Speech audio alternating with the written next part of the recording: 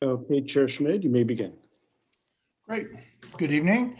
I'd like to call this meeting to order at 6:04 p.m. This will be a study session, and I'd like to start with the call to order. For roll call, everyone is here and present. Moving on to item number 3, the staff presentation. Thank you, Chair Schmid and members of the Planning Commission. We're here this evening for our first study session to review the zoning ordinance update. And I just have a few slides which will kind of go back and forth on just to kind of orient us. So first of all, why are we doing a zoning ordinance update? There's lots of reasons. One of which is just the code itself has been it's kind of the artifact of many years of accumulation of different regulations and different chapters, and it's after a while it becomes kind of unwieldy and unorganized. So meanwhile, what's really the driving force here is the Burlingame General Plan that was updated in January 2019. The requirement under state law is that the zoning ordinance should be consistent with the general plan. So when the general plan is updated, then the zoning ordinance needs to be updated next. So we've used this as an opportunity to really comprehensively update the entire zoning code. Maybe we made it harder on ourselves by starting over, but we felt that given all of the moving parts and the changes with the general plan, that this seemed to be the right approach, and in particular to have a more modern and better organized zoning code. We do have our consultant from MIG here. She's right now waiting on, there's another item that she's working on, but will be joining us and can answer questions. But generally speaking, I'll just talk to this slide. It's probably hard to see all of this. It is in your staff report. But the way currently the zoning code is organized with pretty much separate chapters, and the chapters don't have a lot to do with each other. Each one is its own sort of set of regulations into itself. There are cross references, but generally each land use district has its own chapter, and then different things get added in over time. So the idea here is to have a series of articles, and the articles are a way to group together like elements. And then the idea is that you can look at these like elements, such as one residential zoning district right across, compare that with the other residential zoning districts, but then also if there are common standards that apply to all of the different parts of that chapter or that article, then you're not worrying about having cross references and inconsistencies. You basically have all the standards kind of gathered together under the same umbrella as the different zoning districts. So generally, Article 1 is general provisions. Article 2 is the zoning districts, which include the regulations and the land use districts. Article 3 are regulations that apply to all the zones. So that's a sort of clearinghouse for one-stop shopping for different standards that apply across the board. Article 4 is land use regulations for specific uses, which are unique and don't really find a place elsewhere in the code. Article 5 is nonconformities. And then skipping up, Article 6 is all of the permit processing procedures. So that's more the administration. Actually, Article 7 is administration, sorry. So permit processing procedures in Article 6 are the different types of permits: conditional use permits, design review, variances, temporary use permits, which is new. And things like that. The administration is basically spells out who looks at what are the appeal procedures and such. And then Article 8 are the definitions. And you'll see as we go through the code, it has pieces of the old code in it, but it's really been looked at as a complete rewrite so that if there's an old part of the code that's in there, it's there because it seemed to still be working, but there'll be other parts of the code that have changed completely, and new parts that are really responsive to the new direction of the general plan. Before we go into the Bayfront discussion, are there any questions about the zoning code update, the organization? We will dive into this more in a future meeting, but we wanted to at least give you the context of where we're going and how tonight's chapter fits into the bigger picture.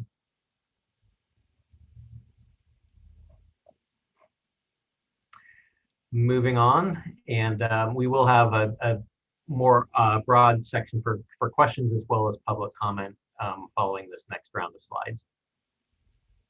So looking at the Bayfront, and in particular, we wanted to highlight the Bayfront Commercial District. Currently, the zoning is a patchwork of a number of different zoning districts. This light purple is what's currently called the Inner Bayshore. Dark purple is the shoreline. Then we've got the Anza area, Anza Point, north and south. However, we found in doing the general plan that these areas had more in common than they had difference, and it was really unclear why there's 4, 5, 6 different zoning districts when really there's 2 primary land use patterns. So the new general plan focuses on 2 land use patterns. There's the Bayfront Commercial, which includes that former SL zone, but also the Anza area and Anza Points. And then there's the Innovation Industrial, which also has been paired with the Rollins Road because these are really the industrial parts of Burlingame. And just for clarity, Rollins Road, not the mixed use zone, but the more industrial part. A lot of words here, but this is just reminding that we're following policies from the general plan. So we're not creating new policies here, we're implementing. So the Bayfront Commercial District, these are quite similar, but the Bayfront Commercial is a little more oriented to tourist commercial uses, offices, entertainment establishments, hotels and motels, retail. We are adding, you'll notice in the zoning code, we've expanded this definition to also refer to, have a little more detail on the offices and research and development, life sciences. Innovation Industrial is fancy new name for industrial, but it's also focusing on a broader definition of industrial than what we normally think of. It can include emerging industries and more research and development. So it does have light industrial logistics uses. Creative industry businesses is sort of the new idea there. Design businesses, which in the past it's been unclear whether they're really allowed or not. Limited indoor sports and recreation and wholesale uses. And then you can see here the FAR that's mentioned in the general plan is 0.75 for uses, with the exception of hotels and motels, hospitality on these properties fronting Bayshore Highway, which can be 3.0. Now, more recently, we have had that discussion with the joint City Council Planning Commission meeting where we looked at this 0.75 and whether that should be raised for these properties fronting Bayshore Highway. And the direction we got from that meeting was yes, maybe not quite all the way to 3.0, but in the case of the code that the draft code that you have in front of you, we have it listed as 2.75. Hotels would be at 3, and offices and research and development would be 2.75. In terms of the, I won't go through the whole chapter, but I'll walk through it without going word by word. You do have the printout in your packet, and we can pull up any of these pages if we need.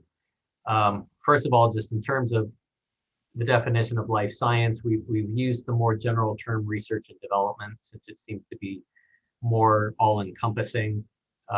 There will be more specific definitions in the definition section, but for sake of just making this chapter work, we thought research and development is a kind of good, more general term for uses that include life science, but wouldn't be limited to life science. And the way the chapter is ordered, you'll see this pattern in all of the land use chapters. It starts with a purpose and applicability. It will mention purposes that are pretty much taken straight out of the general plan, or with maybe some additional wordsmithing and additional nuances. Then it gets into the land use regulations, which are tables. Now, one thing that's different here is that we do have the land use zones all in a row across the top, and then it's a table, so you can compare. Here we have C1, bayfront commercial and innovation industrial, and you can see what's allowed in each zone.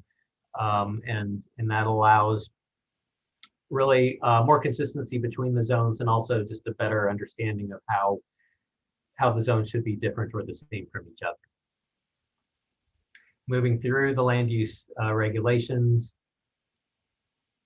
and generally permitted is permitted versus conditional use permit.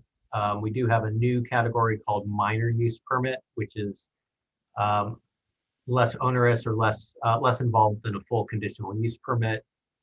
It's an instance where we think some conditions are needed, but it doesn't necessarily need the full conditional use permit review.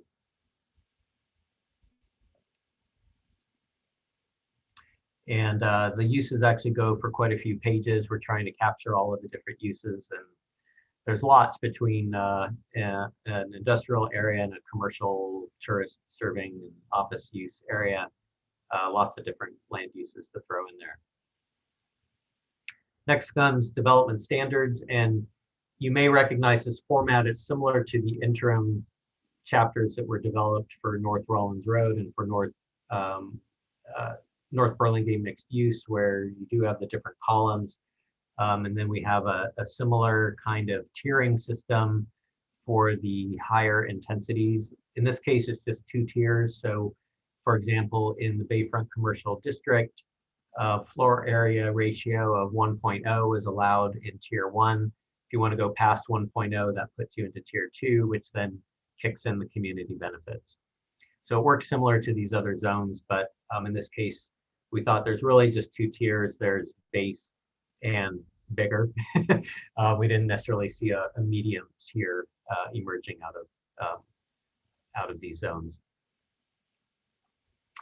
And then the community benefits are listed. It's a similar approach to what we have in some of our other zones, where it's a menu format. We expect there will be, based on the joint meeting, interest in discussing this menu. So that's something we can discuss tonight. What are the types of community benefits that are really appropriate to the Bayfront? Some of them may be the same as community benefits we have in other zoning districts, but there may be some that are really unique to either the setting or to the type of development.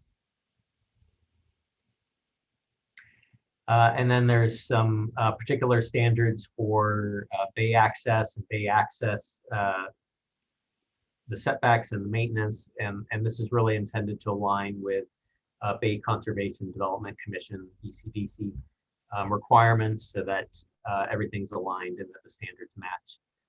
Creek access, and then there's some general design principles. These aren't really design guidelines, so to speak. It's I think we see that the range of development types is probably going to be pretty broad, but there are some general principles that can be used in reviewing projects, and kind of going back to things like ground floor transparency and supporting the shoreline, enliven streetscapes, where should surface parking be located.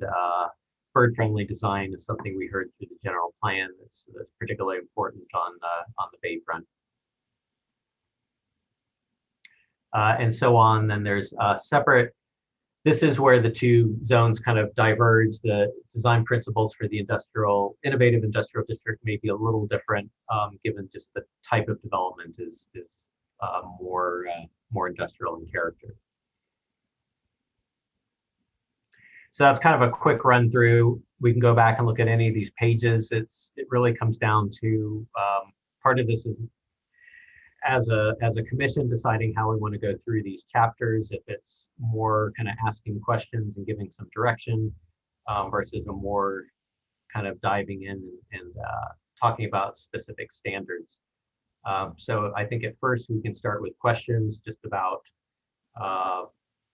what I've discussed so far and other questions that you might have come up with in looking through the materials.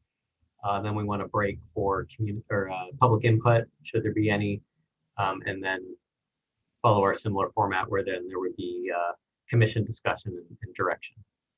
And these are all draft chapters. You'll see draft is stamped right on top of all of them. This is a work in progress. We do a lot of vetting has gone into these. We've had some of the different interested developers also review and provide input. So the intention is these are meant to kind of work with the type of development that the general plan anticipates, but we also realize there's lots of refinement that can still occur. So this is very much a work in progress.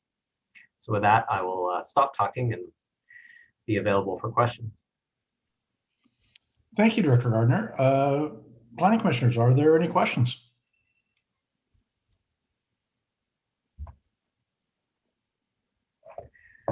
So let's see, I'm going to stop the share here so I can see the hands raised. I see, let's see, Commissioner, I don't know who went first, Commissioner Taronis, followed by Commissioner Larios. Thank you. Just a couple. So Kevin, in other districts where we've worked in the tiered process relative to the community benefits, so we're showing the tier 1 and tier 2. Correct me if I'm wrong, but we had elsewhere, we have a certain number of community benefits, you know, when we have tier 1, tier 2, tier 3. I know you're only talking about a tier 1 and tier 2, but would there be a specific number of community benefits that are required for them to provide, or a developer to provide, in order to avail themselves of the revised standards? There should be, and that may be an oops on our part, because if we've listed the community benefits but not saying how many there I might have missed it. I don't, you know. It's entirely possible. It's okay. Well, just something. Yeah. So we'll check on that. Okay. And then as much a comment as much as it is a question, but in terms of the community benefits, it might be a little complicated, you know, because there may not be enough information yet, but in terms of the community benefits, was there any thought to developers providing some assistance or some something in regards to sea level rise, something that could assist the city, you know, relative to that? You know, I don't know if there's enough standards or enough of things that have been designed at this point, but is that something that could also work into the community benefits list, do you think? It could be, yeah. And I know this has been an ongoing conversation with the Flood and Resiliency District, and they're very interested in this, and they see the timing as pretty useful for, from the project side, they're kind of asking, what should we build? Because we don't really have a project. So it's a bit, you know, what's going first. But if we can figure that part out, then yes, that would be considered a community benefit that would go above and beyond. You know, projects are at the minimum required to be built to a certain flood elevation and Sure. FEMA standards, but that doesn't mean that they're building in features for sea level rise resiliency necessarily. It could also be maybe funding towards improvements that are done on a more district scale. Yeah. That is the kind of, I think if we look at community benefits as above and beyond what the base would require, that is one that, and seems particularly topical for this area. Yeah, similar to what we do for parking, you know, parking districts and in lieu fees, that sort of thing. Yeah. And I want to take a moment to introduce Laura Stetson from MIG, who many of you may remember from the general plan update. And if not, she has been working with us since the general plan update. So knows Burlingame very well. And we've been over the last probably year and a half been working through these chapters with Laura on a weekly basis. So she is here also to answer questions and also hear your feedback. I saw Ray had a hand up, which I apologize if I took it down by mistake. And then after that is Commissioner Camarado. It's quite all right. Thanks, Director Gardner, for the presentation. My question is kind of similar to Commissioner Taronis' question. I wanted to know if there's something a project that the city is in dire need of, such as sea level rise mitigation or the Great Separation Project off of Broadway. Is that something that that a developer would have the possibility of opting into contributing to big other projects, not only kind of the flavors of the menu that you've given us here today? Yeah, I think one that, and it may be written in kind of, one thing that really benefits this district is a streetscape project for Airport Boulevard and Bayshore Highway, which Public Works has been putting together. It's unfunded, so that would be another opportunity that we're looking for funding. And it's not something we would necessarily require from a project.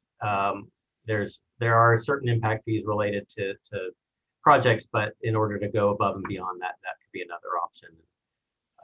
Broadway grade separation could also be, I think it's, the menu always has a sort of find your own adventure option as well. So we would also listen to proposals if somebody wanted to contribute to that. That would be another option as well. I see. Thank you. And just following up really quickly on that question, and obviously we want these these options to be meaningful and impactful, and so is there a degree to which the selection is chosen? Is it just kind of random draw? Here are the options. You can choose this, or is it more like it's a little bit more directed as to, hey, this is a bigger priority than this, a plaza or a park, or is it just kind of just given as a general list? At least how it's worked, and certainly this is the purview of the commission if they want to have some kind of prioritization or hierarchy. It has tended to be in the other districts fairly just open. There's a menu. We do know that there's been some critique on some of the menu items are maybe not as substantial as perhaps in retrospect we would want to see. So it may be that we come back with a community benefits discussion that's really just focused on that in particular. But it's that is a direction the commission could give. If in reviewing a project, you can look at the benefits that are proposed and make suggestions. Maybe there's another benefit that would be better. But if the zoning can provide that direction, that's an option too. Thank you. Commissioner Camarado, followed by Loftus. Kevin, so can you talk a little bit about, can you hear me okay? Yep. Can you talk about a little bit about BCDC? Because when I was doing the property over on the new Facebook campus, BCDC in our agreement at that time wanted us to set aside a certain amount of money to do the kind of the boulders and that whole like walkway along that side of the bay. And so is that something that we need to take into consideration with BC? Does BCDC have any input on this, or do we need to kind of keep that in the back of our minds as we go through this? Yeah, because yes, I think that it would apply to other locations on the bayfront. The original shoreline is made out of riprap in a lot of places, such as Burlingame Point, and there was a requirement to rebuild that shoreline. And I think would that be something that would be required anyways, or is that something that goes above and beyond that? That would be a question, but I think we would expect more of that shoreline rebuilding, and I think in the case of Burlingame Point, it wasn't necessarily a sea level rise resiliency measure. It was more just stabilizing the shoreline. But maybe the next phase, the next step from there would be to beef it up a little bit and have it contribute a little more to resiliency. Thanks. Sorry, I apologize. I skipped over Commissioner Say. I said Loftus next, but I saw Audrey, Commissioner Say had her hand, and then so Commissioner Say, then Vice Chair Loftus. Great, thank you. I had a question about our creek access. So as I see the creeks, they're kind of wholly within our city, whereas I kind of see the bay as kind of beyond and at the limits of our city. So in terms of safety measures around creek access, you know, will there be, just like how we kind of protect swimming pools in people's backyards, will there be some defined guidelines on access to the water itself, to the creek themselves, and just safety, kids wanting to play or bike around, and so along those lines? There could be, or that may be something that is discussed through design review. I think some of the creeks in the bayfront are mostly channelized, so it may be that they're really not safe for people to be, at least in their current state, necessarily safe. So they would need to be fenced so that people don't fall in. We do know, or I think, you know, let's say that a project decided to do a creek restoration, and, you know, maybe the creek is going through their property. Maybe then it could be designed to be more accessible. It would require, you know, the slopes to be less steep than the current channelized creeks, and have safety measures. So yeah, I don't know if it would be a design standard or if it would be more something that would be handled in the review of a particular project. Okay. Yeah, thank you. I think we'll have some things to think about when we get to that point.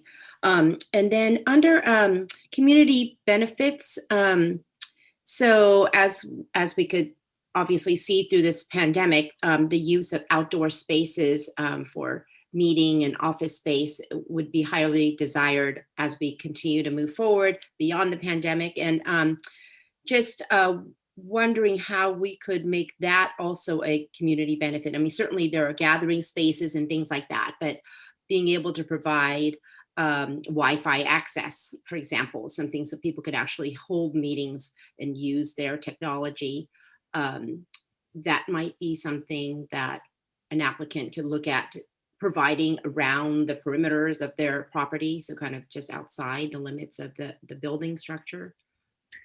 Yes, and I think, you know, one thing we can look at, you know, understanding this is a work in progress, is we could be more detailed in the description. For example, we just say plazas and it says provision of a publicly accessible plaza. It doesn't really give a lot more direction.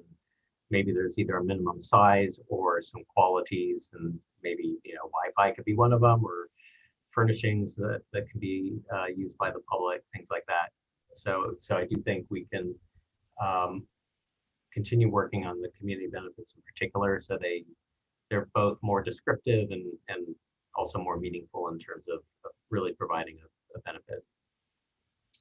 Thank you. And then one last question. This might be sort of like gloms onto Commissioner Larios's comment earlier, that if there were to be some type of master plan, let's say the commercial bayfront area, as you kind of enter that, as that area builds out and maybe has a certain style or a streetscape, maybe signage as you enter that zone and leave, sort of like what we're talking about in the North Rollins Road area potentially. Is that something that we can also design into, or think about how we would fund, or how multiple parcels would fund that kind of an idea? I think it's something we can look at in the future. There was a bayfront specific plan that regulated this area for last 20 some odd years. It's now considered, we do need to formally repeal it, but it's considered pretty outdated. It doesn't really match the current general plan. We did anticipate at some point in the future there might be a need to do a new bayfront specific plan, and that would allow that kind of coordination with the streetscape and the infrastructure and design standards that you're seeing over in the North Rollins Road area right now. That said, that probably can't happen sooner than later. It would need to wait a little bit. So these zoning standards will serve in place in the interim, and then at some point in the future we can revisit that and look at a specific plan. Great, thank you. Vice Chair Loftus, followed by Chair Schmidt. So I've got just a few questions, and most of them are clarification for me. The first thing, I got confused by the black and white documents that we've got. And I just want to confirm something. the areas on the opposite side of the bay are in innovative industrial with increased FAR. They're not also bayfront commercial, right? They were sort of maroon colored and dark blue colored and not both the same color. Is that right? Right, yeah, sorry. This would be a case we should have used our color copier. No, yeah. that's fine. I just wanted to make sure because I when I looked at it this afternoon, I thought they were the same thing, and then I think I noticed the different colors there. Can you talk a little bit about, and this is just out of curiosity, and maybe the public would like to know something about this. Can you talk a little bit about how you decide what happens, what's allowed, what's permitted, and what requires a conditional use permit, and what is assembly in the bayfront commercial area? Is it simply propagated from previous zoning, or did you go through and purge it? Did you rethink it from scratch? How does that get decided? Just so that we understand. So it's a combination, and certainly, Laura, if you want to chime in here as well. We do look at the old zoning and then say, do we want to change that? It's also referencing back to the general plan, but the general plan is very general. It gives policy direction, but it does kind of make it becomes an individual line by line judgment call, which we've done with Laura and with MIG, and that's something the commission can do as well. If we've gone back and forth on some of these, should it be a CUP? Should it be permitted? Should it? And that is where you really get into the weeds. But Laura, if you want to expand on that. That helps. Oh, I'm sorry. Go ahead, Laura. Thank you, Vice Chair Loftus. I'll preface this by saying there's not science or associated with this. And a lot of it has to do with economic development thoughts. Is what do you want this district to be? And what do you want to encourage? What do you want to make it easy to come into this district?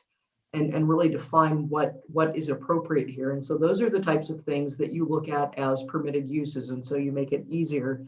Those things that are maybe nice but not necessary would be conditional use permits and or minor use permits. And so if the council, the commission, and eventually the council feels that a use is or is not appropriate, that's where you could make the change. Also, as part of the process, we work pretty closely with Kevin and Ruben and all of the planning staff to consolidate uses as much as possible. The prior code has a long, or your current code has a long list of things, some of which you might be surprised to think, good heavens, what type of use is that? And so it's really based more on performance and impact. And so we've tried to make the uses a little bit more consolidated first, and then try to decide what's the purpose of this district. That's kind of a long-winded answer, so I hope that answers your question. No, it's great. I'm part of my question was trying to establish what's our field of play. I wasn't quite certain what it was that you wanted from us, and I didn't know if that was part of our field of play or not. And then and it's good to know that that's open to a conversation. The other question for me was accessory use. I presume that means accessory to the district rather than accessory to another use on the site. Accessory use is used in the building code in a similar but slightly different way, and it's often that you get an accessory use in a building or on a floor of another use. But this is, I presume, about the district itself, right? No, it would be on the site, so accessory to the primary use of that property. Similar to, an accessory dwelling unit is accessory to the primary unit on the property. So it's used the same way as the building code then. Okay, that's very helpful. Thank you. Chair Schmidt. Thank you. I was going to kind of go back to the community benefits piece. Some of the housing projects we've had tend to do a little plaza, and it sort of benefits those people more than the rest of us.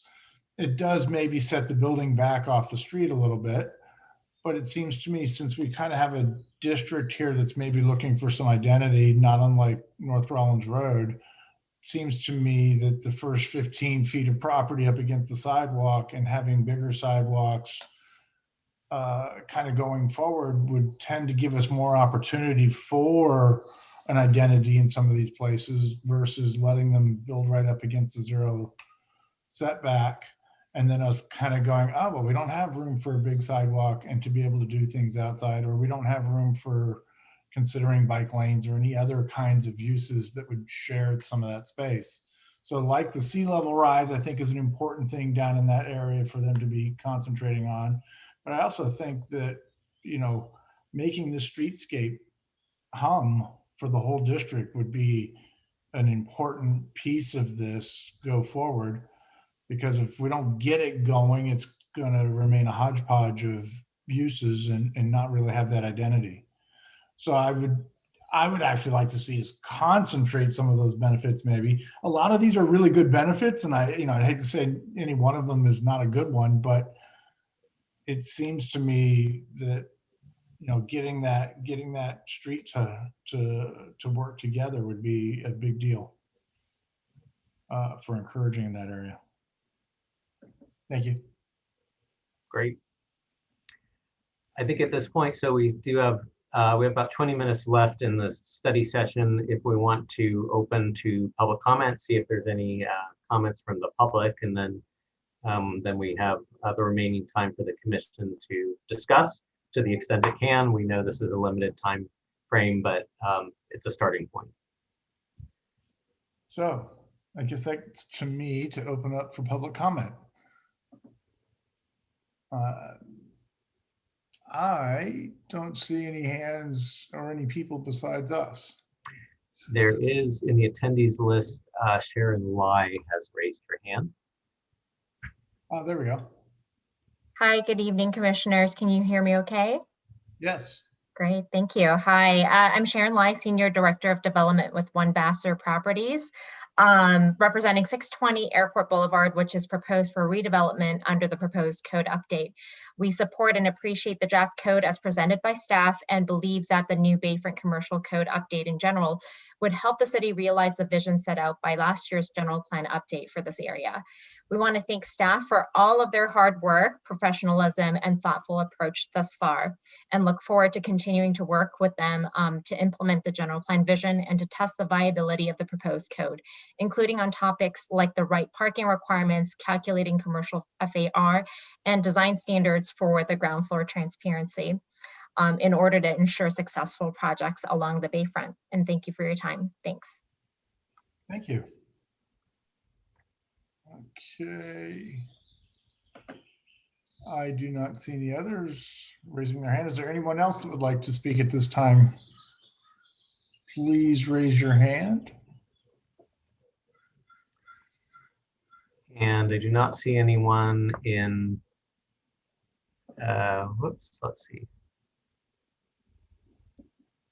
Okay, there is a public comment. I think this is regarding this item, given that it's come up. So let me read it within the 3 minutes.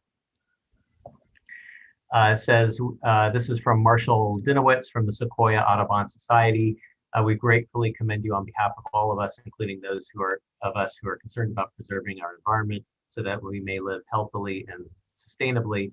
We commend you for including the very important provision in your draft plan for requiring bird-safe windows on buildings so that we may prevent bird deaths by collision into windows. Death by window strikes are responsible for the deaths of millions of birds annually. Birds are critical for the maintenance of a healthy environment for, among other things, insect and rodent control, pollination, and a broad range of natural areas to keep a balance in our ecosystem. And that is signed Marshall Dinowitz from the Sequoia Audubon Society Conservation Committee Chair. Okay, well, if no one else wishes to speak at this time, then we will close the public comment and move on to commission discussion.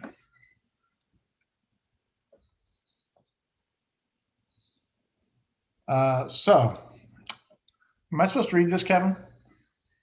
No, that's just for just a heads up that in case people want to have more of a conversation, that the way this setup is done, it's a public hearing format. So at this point, the commission discusses and deliberates without further back and forth. Fabulous. Okay, so first up, Vice Chair Loftus. Yeah, I very simply want to reinforce or reiterate the point that that you made, Chair Schmidt, about the streetscape. That had sort of, wasn't at the front of my mind. I know that a couple of years ago we talked about San Francisco's Better Streets Plan, which is a phenomenally comprehensive plan for the betterment of the public realm. And I would just like to reiterate the importance of that for this district along the bayfront.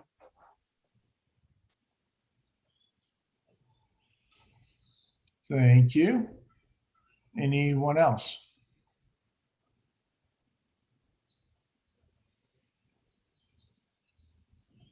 Well, Director Gardner. I'm sorry, Oh, Chair. Mr. Thomas. Just in terms of next steps, Kevin, can you just kind of walk us through how this is going to evolve, and will this be coming back in a more detailed fashion, or what's the process? It will, and given if we do have a few minutes before the regular meeting starts, if the commission has thoughts of how to, this is a sample chapter, and you can kind of see the whole organization and what's realistic to look at. I think we don't necessarily imagine going through every single chapter. We've had a few that commissioners had expressed interest in prioritizing. So I think in the next meeting, we have some mixed use chapters lined up. Ultimately, everything will come back. So comments that are received today would come back in a revised version of the chapter. And ultimately, you will have the full zoning code in front of you to look at sometime soon. It may be that what I'm hearing is I think we do need to further discuss the community benefits to get a little more detail on that. So that may be a meeting just itself. And then if we get further input from stakeholders as well, that we can report on that and if there's further changes. So there will certainly be at least another draft of this chapter. And if you think of comments after the fact and let us know, we can either bring this chapter back or figure out some way to have the rest of the commission share that.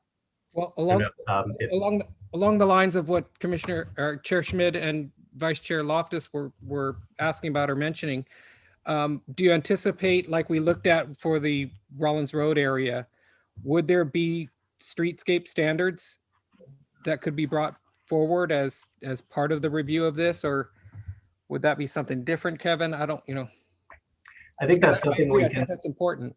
Yeah, that's actually a good point. And so I think actually it's a very good point, because the reason we put the streetscape standards into the interim chapters for Rollins Road and North Burlingame was knowing that a specific plan would be a ways off. So it was a kind of way to make sure you would get a decent streetscape with the new project. So I think that approach could work here too. We can interface with Public Works on their concept for the roadway plan generally, and then see what private development along the sides can do to reinforce that project. Right. So that's something we can come back to, and I think that's a really good comment. Yeah, because I think, rather than, we see an application come before us, and then we're sort of trying to play catch up with, well, what about street trees, and what about other street amenities, and how wide is the sidewalk? But if we've at least got, a sketch and some intentions laid out, I think that would be helpful. That's a good idea. And I think also, the applicants ask that as well. They'll often just say, well, what trees should we be using? What is the spacing? What is the, right. So I think it would be good to have that kind of direction. Yeah. Laura, I don't know if you wanted to talk at all about just how to continue, where do we go from here, and how to, what's the best way to approach? I do see some other hands up, but. Yeah. I think as you and Ruben and I had discussed, if there are particular chapters or issues that the commission would like to review, that might be the best way to get through things. I don't know, for example, if they're interested in reviewing any of the changes to the administrative provisions, or if they want to focus on zones, particular land uses. So it's really up to the commission of what is of most interest to them to go into detail. We don't have a schedule yet to talk about when we're actually going to go to hearings. And that's probably something we need to decide so that we know how to plan for commission discussion of particular items, because the public hearing process will certainly be a chance to dig into it, but this more informal format is really helpful to figure out what do we need to tweak before we go into formal public hearings.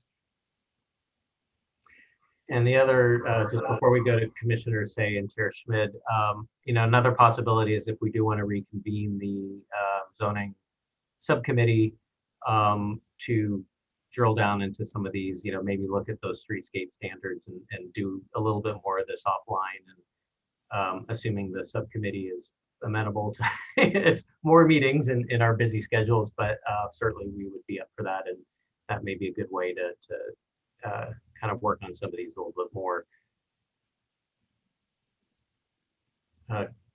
Commissioner Say had her hand, and then also Chair Schmidt. Yes, I just wanted to reiterate my point as well too earlier about the streetscape in this commercial bayfront area, that I think it would be really important to kind of master plan how that whole corridor could look like in terms of landscaping, lighting, crosswalks, signage. There's all these elements. I think it could be a very well-defined and a beautification project too, as part of it. An attraction of sorts. And so I just wanted to reiterate that. But I think like going forward with these meetings, I'm not sure if going forward we would be looking at similar documents like we are tonight in just another zone or two or several zones at a time. I feel like I could benefit from some kind of overall plan of actions to understand an overarching either table of contents or something to kind of guide us in how this would look. I don't know if this is literally a condensed version of what would go into the updated plan, or is this would get expanded upon, whether community benefits, for example, it's going to be more defined than a one sentence, statement per type of benefit. Are there going to be paragraphs that describe, and I'm just not certain. So I wanted to understand maybe for going forward, how we would be looking at this in the context of what we're looking at tonight, literally what's going to go in once it's updated, or is this some condensed version? Laura, I see your hand up. Was that to answer that question, or?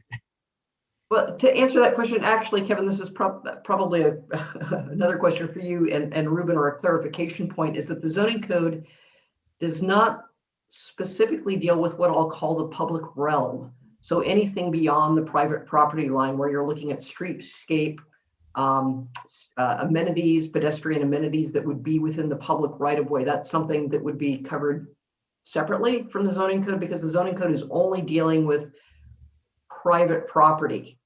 But there is the opportunity certainly to define that interface between what happens on private land versus public land. But I want to make clear that the zoning code is not going to deal with street trees in the public right of way, any improvement that's within the public right of way. We're just looking at things on the private property. And so that's important. And Commissioner Tsay, with regard to your question about wanting an overview of how this code is structured, that's something certainly that we could do.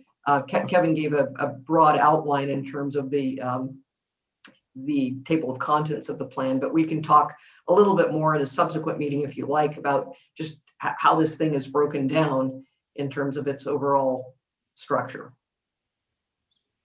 Yeah, I realized as I was racing through that there was a whole lot of stuff that I was just throwing out there that we really should, like minor use permit, that's brand new and we haven't explained that. So I think as we get the code is pretty much all written in different pieces. We're not all the chapters are quite done with their revision, but we should be able to have a full code to look at, relatively soon, and then it would probably make more sense. You can see how all the pieces fit together.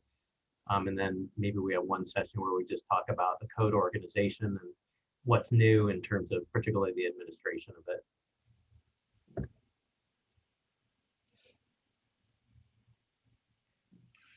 So the point I wanted to get to was, to me, in next steps, it feels like if we went zone by zone, it would start to feel somewhat repetitive, I would think, in that the format follows the same and the types of things that are going to happen are the same. It's just going to be slightly different uses. To me, it seems like community benefits and the touch points seem to spark the most lightning here this evening for us. And I wonder if we wouldn't benefit from focusing on that in a next meeting, and maybe us being able to further define, because I understand Ms. Stetson's point of view is that I only get to go up to the property line. Got it. But if we as a whole don't make a decision what happens outside the property line, we're not going to have much influence inside, and we're just going to get junk. And so I think getting us to maybe be able to think creatively about that interface and touch point would be a great way for us to then infiltrate that into all the other zones, because I'd hate to then get 4 zones down before we kind of finally figure that out. So that was my point of view. So it looks like we're coming up on 6:55 here. So with 5 minutes to go, and I'm not seeing anybody else's hands dying to speak right at the moment. Director Gardner, what are we doing as far as our closing act? So you'll have a little break before 7 o'clock. I think for the next meetings, and this is worth asking the commission, is we had planned to discuss California mixed use and Broadway mixed use coming up. We can either do that in the next meeting and then have community benefits after that, or we can flip it around and have community benefits in the next meeting and then the mixed use zones in the following. I don't know if there's a preference, or but those seem to be the two that are kind of next to ready to go and not necessarily dependent on having the whole code in front of you in order to have those discussions. Is there any strong feeling here amongst the group of what to push forward, or we just trust Kevin to put the right thing on? I would leave it to our chair to lead us. Oh, thank you. Oh, So, as all good chairs, I will defer to the expert, Kevin. Bring what you want. okay, and we will. So we'll confer with Laura. We have our weekly call, and we'll kind of see what's the best next step. It'll be one or the other, and then we'll we'll kind of see what's involved in getting each one prepared, and we want to be able to be sure to have good things for you to be able to discuss as well. I do think it'll work either way, Kevin, because even if we started the next mixed use, we're going to learn something from that, and then hopefully some aha will come out of it, and then we can apply that downstream. Great. And meanwhile, we'll check in with Public Works, get some direction on what is envisioned for the streetscape. I think they are still designing that as well. There was a survey fairly recently, maybe a month ago or a little over that, asking for input on elements of that streetscape design. So it may be that that's also a work in progress, but I think the idea of seeing what that concept is and then how should private development along the edges reinforce that is a good one, and we'll share as much information as we can gather up. I just can't think of anywhere in town where I say, wow, we've got way too much sidewalk here. Let's pull the building forward. I think we're always going, God, I wish I had another 5 feet. So I think we should, if we have the opportunity to push that direction, I think that would be a great thing. It adds value to the public. Okay, great. With that, then I call this meeting closed, and we will be back in 2 minutes, right? Sounds good. Okay, thanks.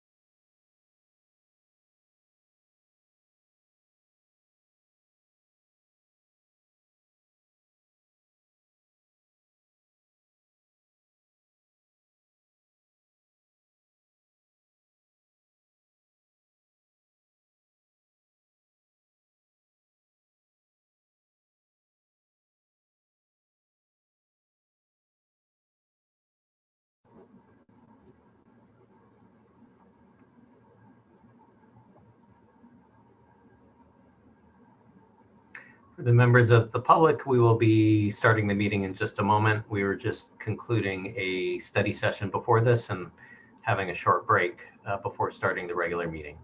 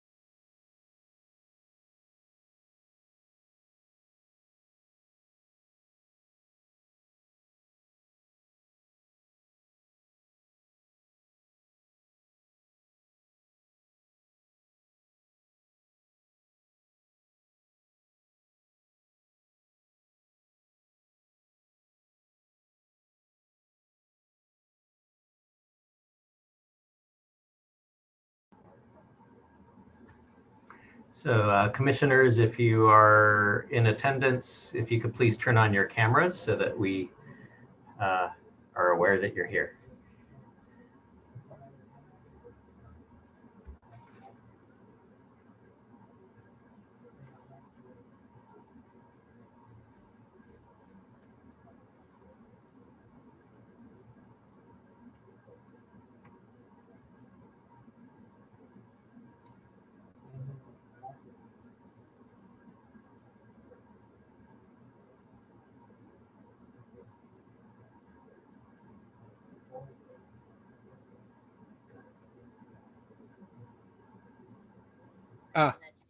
Kevin, I'm getting a call from Commissioner Camarado. She's in the attendees section. Can she be made a panelist? Yeah, Thank you. Okay. there we go. I was counting. I'm like, wait, we're down to 6. What happened? Thanks. I couldn't find the link. It's quite all right. Okay, thanks, guys. Thanks, Richard.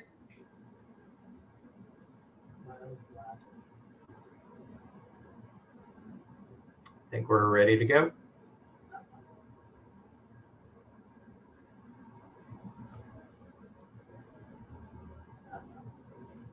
Are we recording and everything? We are recording, so you may proceed. Okay.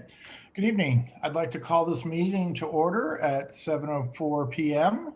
Welcome to the May 10th City of Burlingame Planning Commission meeting. We're all in attendance today. Please note that this Planning Commission meeting is being held using Zoom webinar format. So you will see that the planning commissioners and staff are panelists.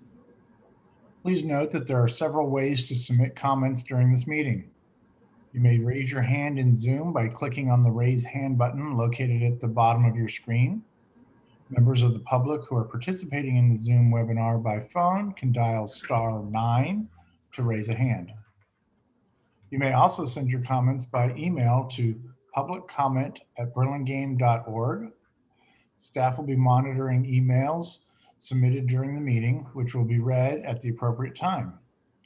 The length of the emailed comment should be commensurate with the 3 minutes customarily reserved for verbal comments.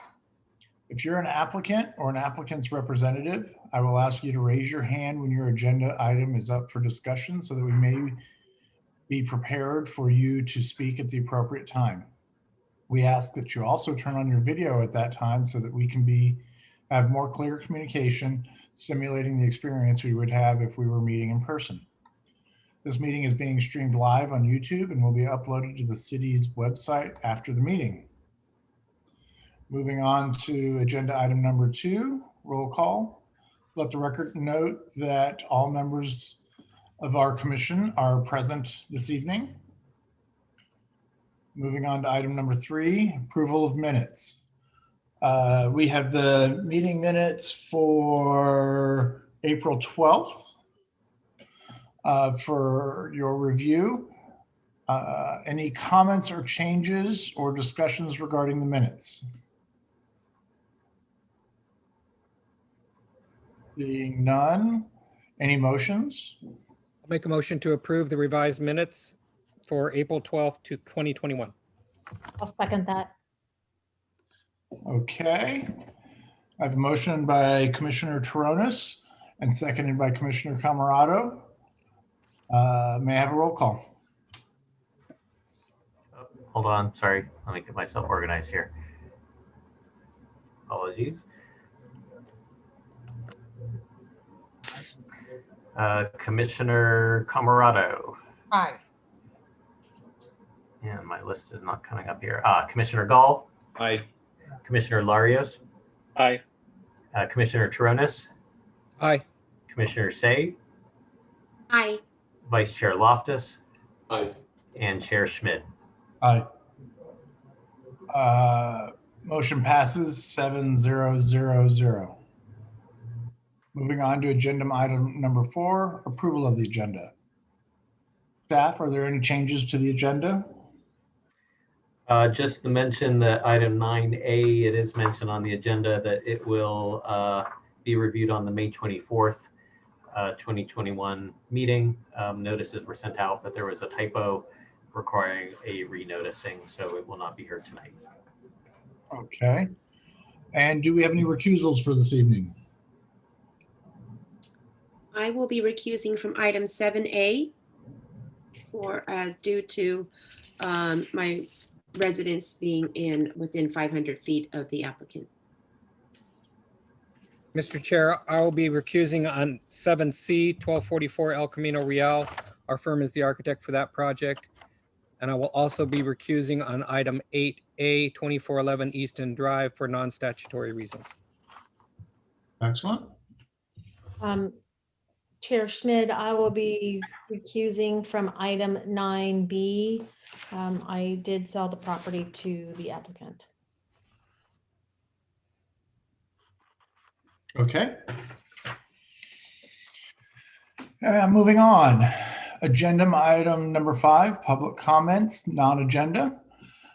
Members of the public may speak about any item not on the agenda. Members of the public wishing to suggest an item for future Planning Commission agenda may do so during the public comment period. The Ralph Brown Act, the state local agency open meeting law, prohibits the Planning Commission from acting on any matter that is not on the agenda. Speakers are limited to 3 minutes each. Timer will be A timer will sound at the end of the time. I may adjust the time limit in light of the number of anticipated speakers. Please speak clearly into the microphone. Do we have any members of the public who wish to speak on any item that is not on our agenda?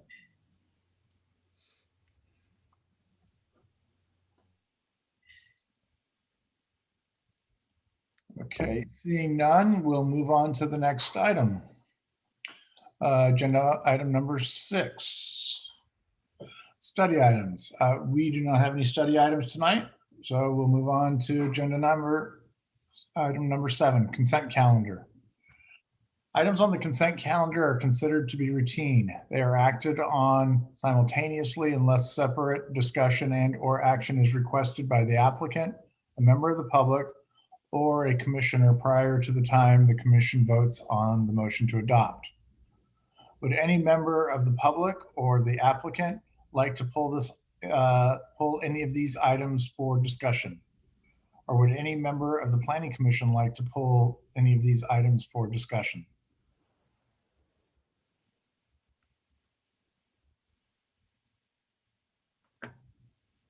Seeing none. Can we have a motion? Mr. Chair, for this, we may want to break this up, and any proposed motion should be for items B and D. That motion could be made by all commissioners, but then we should take A and C separately because we do have recusals. That sounds like a good idea. Does anyone have a motion for items B and D? Mr. Chair, I'll make a motion to approve items 7B and 7D on our consent calendar. Mr. Chair, I second that. Well, that's a few too many people at once. I'm going to give it to Commissioner Say. All right. Okay, I have a motion to approve items 8B and 8D. Mr. Chair, that is 7B and 7D. Oh, sorry, you're right. Sorry, 7B and 7D. Motion made by Commissioner Toronis and seconded by Commissioner Say. Can I have a roll call vote? Yes, Commissioner Camerado, Aye. Commissioner Gall, Aye. Commissioner Larios, Aye. Commissioner Toronis, Aye. Commissioner Say, Aye. Vice Chair Loftus, Aye. and Chair Schmidt. Aye. So the motion carries 7-0-0-0. Can I have a motion for item 7B? Mr. Chair, I B or A? Sorry, A, you're correct. I move that we approve item A, 7A on the agenda. I'll Second. second that. Okay. We have a motion from Commissioner Loftus and a second by Commissioner Camerado for the approval of 7A. Roll call?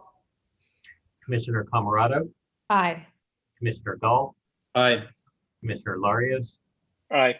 Commissioner Toronis, Aye. Vice Chair Loftus, Aye. and Chair Schmidt. Aye. So that should have us, the motion passing 6-0-1-0. And now moving on to item 7D. C. See. See, it is. Mr. Chair, I move that we approve item 7C on the agenda. I'll I'll second. second that motion. Okay, so motion made by Vice Chair Loftus and seconded by Commissioner Gall. Can we have a roll call vote? Commissioner Camerado, Aye. Commissioner Gall, Aye. Commissioner Larios, Aye. Commissioner Say, Aye. Vice Chair Loftus, Aye. and Chair Schmidt. Aye. Motion carries 6-0-1-0. Okay.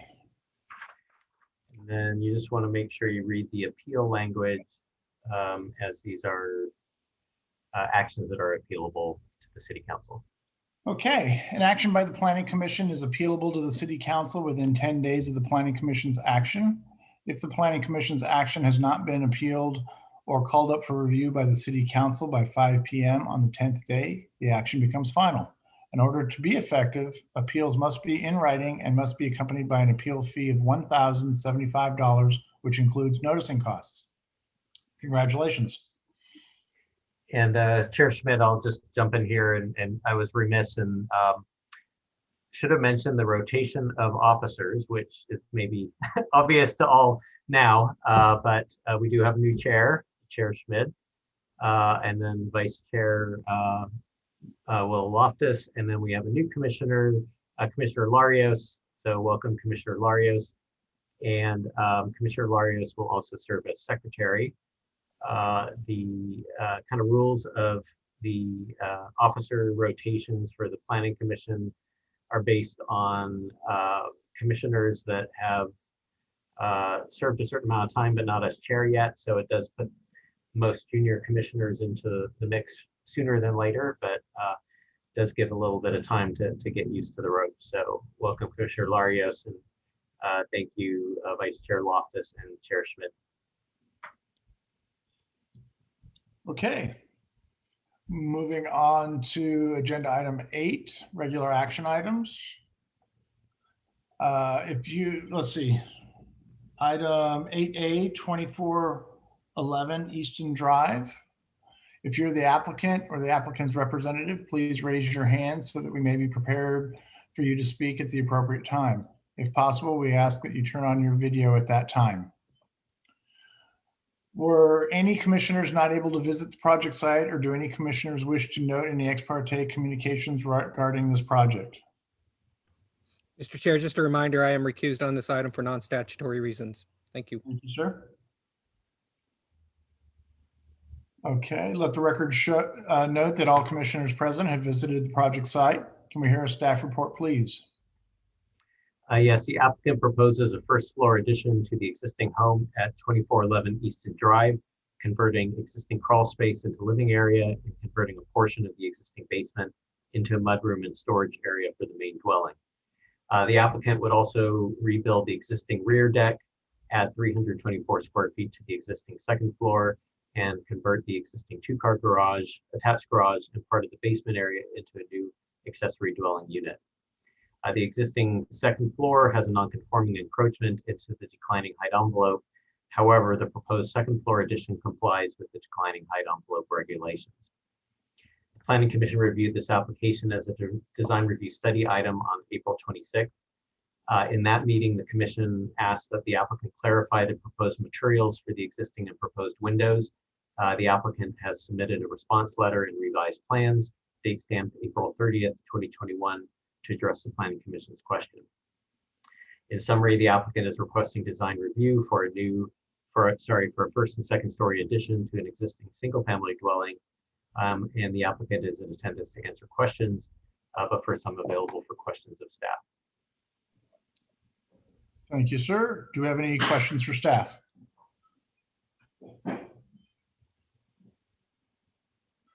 Okay, seeing none. I'm going to open up the public hearing. Would the applicant please come forward and state your name and anything else you would like to add about your project?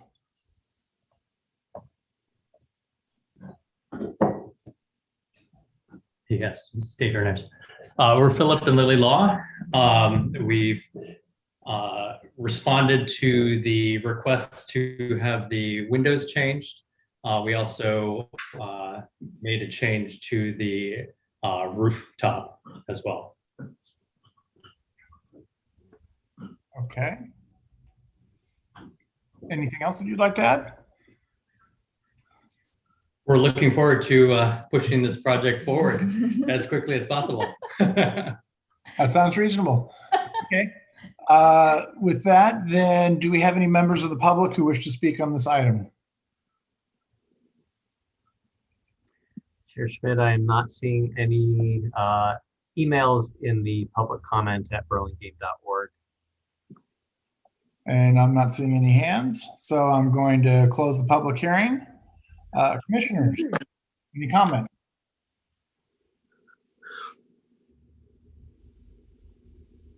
Commissioner Gall. Yeah, actually, I have a question for the applicant on the windows.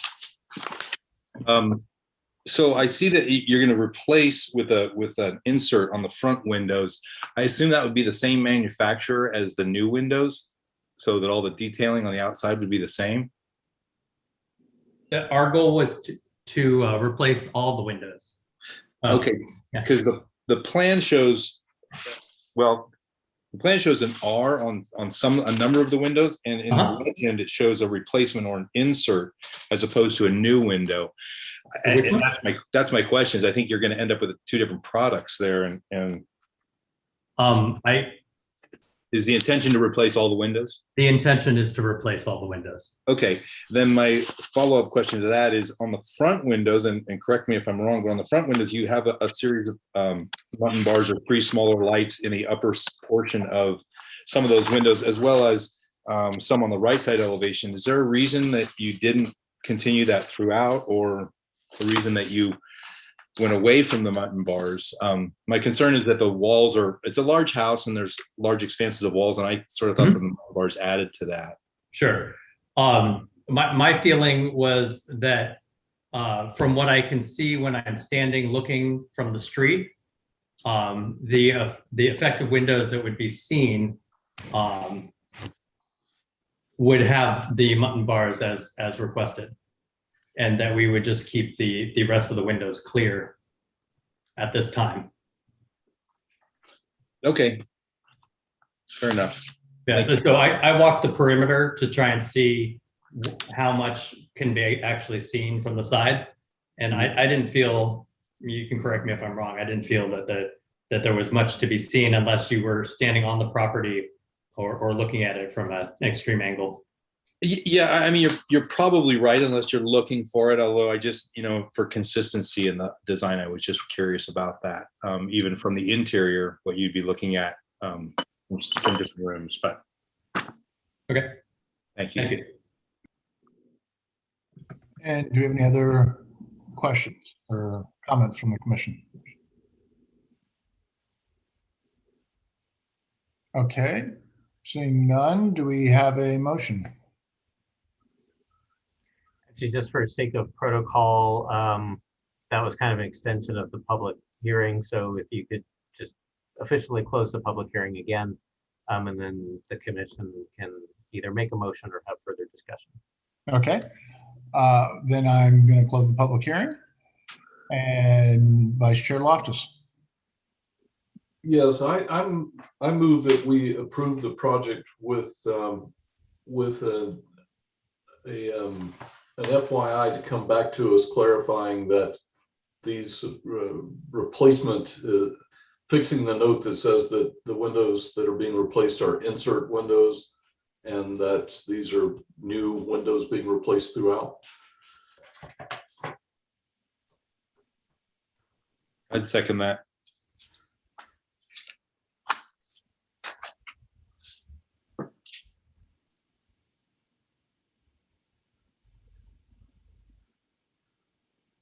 Uh-oh, did we lose our chair? The perils of Zoom. Should I take Vice over? Chair Loftus. I think he's coming back, but I hadn't. Oh, there he is. He's back. Just in time. I hadn't intended All right. in that capacity tonight. Now you know how Harry Truman feels. Okay. Sorry about that. I disappeared and muted and all sorts of things. But anyway, so I believe I have a motion from Commissioner or Vice Chair Loftus and a second by Commissioner Gall. Can we have a roll call vote? Yes, Commissioner Camarado. Aye. Commissioner Gall. Aye. Commissioner Larios. Aye. Commissioner Toronis. He's recused. Oh, I'm sorry. Thank you. Commissioner Say. Aye. Vice Chair Loftus. Aye. And Chair Schmidt. Aye. Motion passes 6-0-1-0. And An action by the Planning Commission is appealable to the City Council within 10 days of the Planning Commission's action. If the Planning Commission's action has not been appealed or called up for review by the City Council by 5 p.m. on the 10th day, the action becomes final.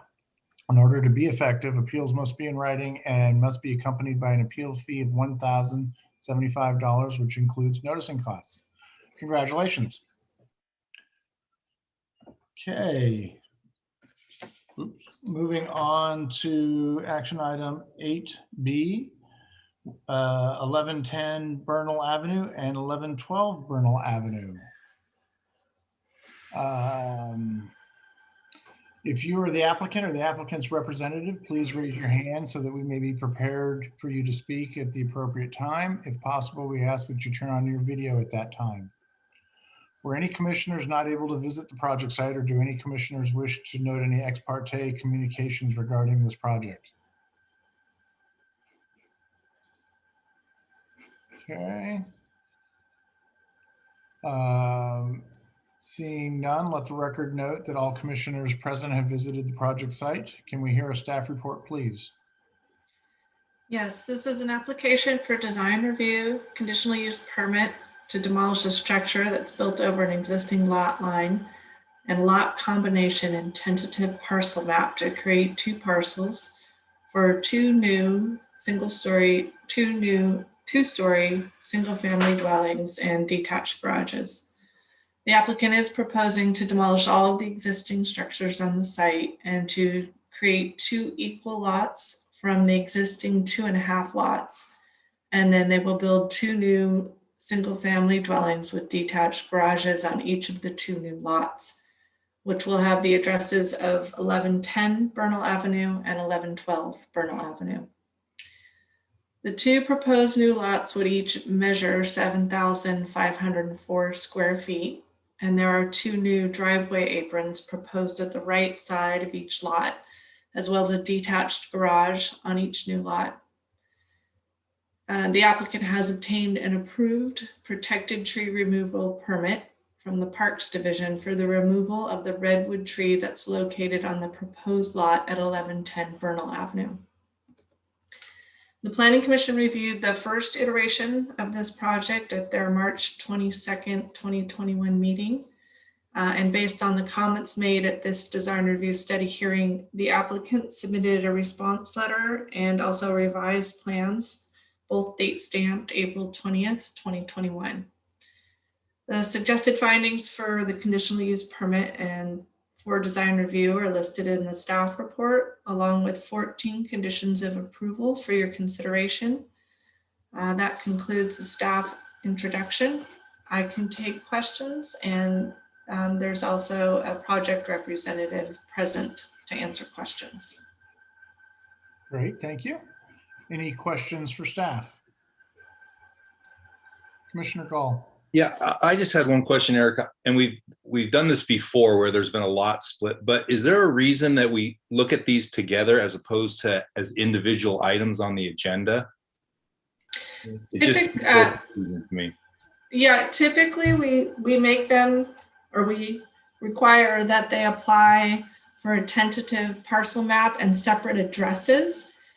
We can look at them separately, and we do that if you were to request it. So if you wanted to pull one off at this time, we could certainly do that. And no, I just, it seems to me that sometimes the comments just flow sort of back and forth. And I just thought for clarity, I wasn't sure why we did that, but.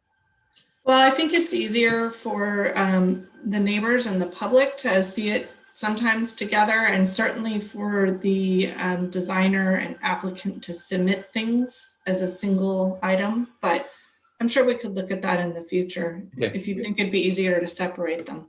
Well, we'll see how it goes. Thank you. Okay, any other questions for staff? Okay, seeing none, I'm going to open up the public hearing. Would the applicant please come forward, state your name and anything else that you'd like to add about your project? Hey, good evening, commissioners. Can you guys hear me okay? Mm-hmm. Okay, great. So good evening, Pat Gilson. I'm the owner of the property. Tim from Form 1 should also be on board, and I believe Mike Cowan, the landscape architect, should be plugged in as well, and they can address any concerns regarding the structure or the landscape. We listened to the comments. We flip-flopped 1112, the home on the left. We also modified the rear. And in addition, 1110, we had a planting space or planting strip placed on the driveway to create separation between the home on the right and ours. We also have, we modified the upper floor plan to have of that more traditional Dutch colonial look. And I'm excited about the projects and I'm looking forward to hearing your guys' comments. Tim, did you want to add anything at this point? Not at this time. I'll just let you kind of go through your comments and, I'll respond to them as best I can. We, as Pat said, we kind of took a lot of your comments and implemented them. I think the major design concerns were on 110, or the 1110 Bernal, which is the Dutch colonial. I think we made enough ins and outs and made it more architectural, so it didn't look like two boxes like a couple of the commissioners had said. The 3D kind of helps kind of emulate that from the 2D. So I will just wait for any of your comments, and we'll go from there. Okay, do any commissioners have questions for the applicant?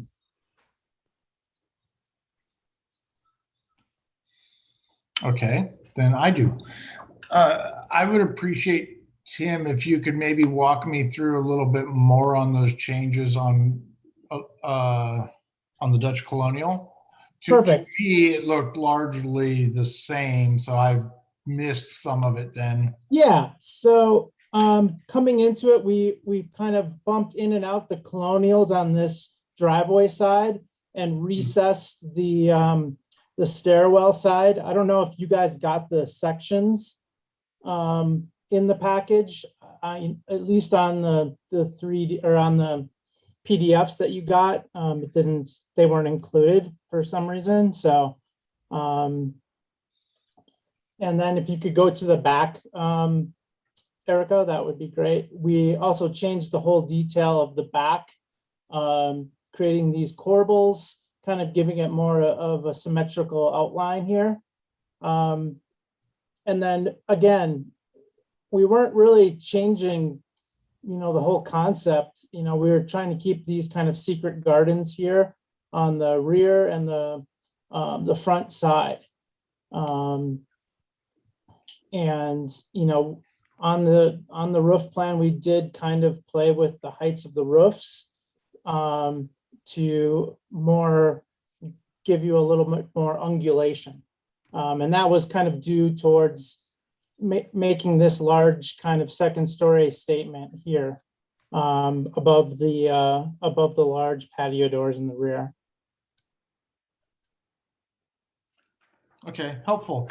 Actually, because I think we ended up with the older 3Ds, so the screenshots here are very helpful. Correct. Okay, thank you. And I don't think anybody else has any more questions. Okay, do we have any members of the public who wish to speak on this item? Yes, please. Let's see. Hello. Hi there. Hi, my name is Gavin, Gavin Johns. I am a neighbor at 1980 Carmelita Avenue. I have a few kids that are chiming in real quick. Basically wanted to thank Pat and Tim for responding to our concerns. I still have a concern specifically around the tree screen in between our properties. Our home is actually fairly close to the fence and fairly close to the proposed development. And right now it looks, I haven't really seen any measure drawings, while the renderings look beautiful, I'd love to see some measured drawings to make sure that there's enough of a tree screen and plant area for some mature trees to grow. And that's really it. Aside from that, it all looks beautiful. I'm excited to have some beautiful homes next to us. To respond to Gavin, we definitely, what we can do is we can just have Michael Callan just do a very simple 8.5 by 11 with kind of the new fence and the proposed tree and the height or the rough height of what we're proposing. And hopefully that could be like a, if you're amicable to that, Gavin, we can do that and hopefully just have a condition of approval for that. That sounds fine to me. Yeah, we'll add it to Michael Callan's drawings. So who's the landscape architect? Okay, great. Cool. Okay.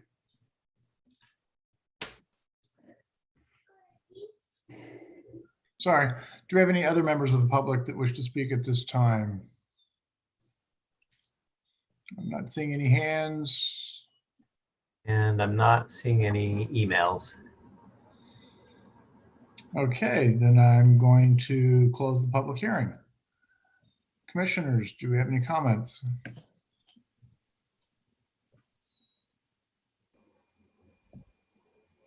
Well, I wouldn't know that because Vice Chair Loftus. Yeah, I'll fill the void.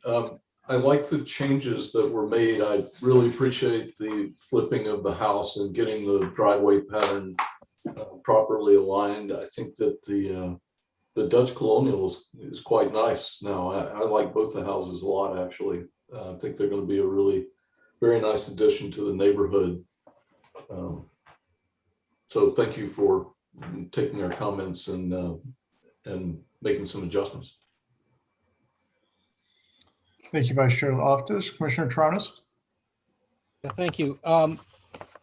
Yeah, I think that the house at 1110, the Dutch Colonial, is marginally better, and I guess I would say approvable at this point. I don't see a lot of Dutch Colonials with a large flat roof like we still have on the project, but the symmetry that's been added to the rear elevation is very nice. The articulation and the symmetry of the two gambrel roofs on the right side elevation, I think, are better than what was there before. So there's some additional articulation that has been made to the house at 1112 with the gable vents and some detailing around the windows. So I think that adds, some marginally better detailing to it. So I think the project can move forward. My only comment would be that because that hedge to the adjacent neighbor on Carmelita is kind of a sensitive issue, the English laurel hedge that's shown on the landscape plan is not shown on the architectural plan. I realize that the landscape plan would govern, but I'd hate to see a situation where, somebody misinterpreted, and because that wasn't shown and everything else, a good deal and a substantial portion of the landscaping is shown on the architectural site plan, but it doesn't show that English laurel hedge on either of the sets of plans for either house, then I think that could perhaps come back as an FYI, just to make sure that landscape hedge is going to happen, and that they've done some articulation with the neighbors so that that's not an issue moving forward. Thank you. Do you have any other commissioners that wish to speak?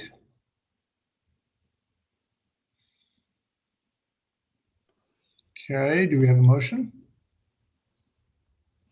Mr. Chair, I'll make a motion to approve with an added condition that the architectural and landscape site plans come back to us as an FYI with the hedge that's shown along that right side property at 1110.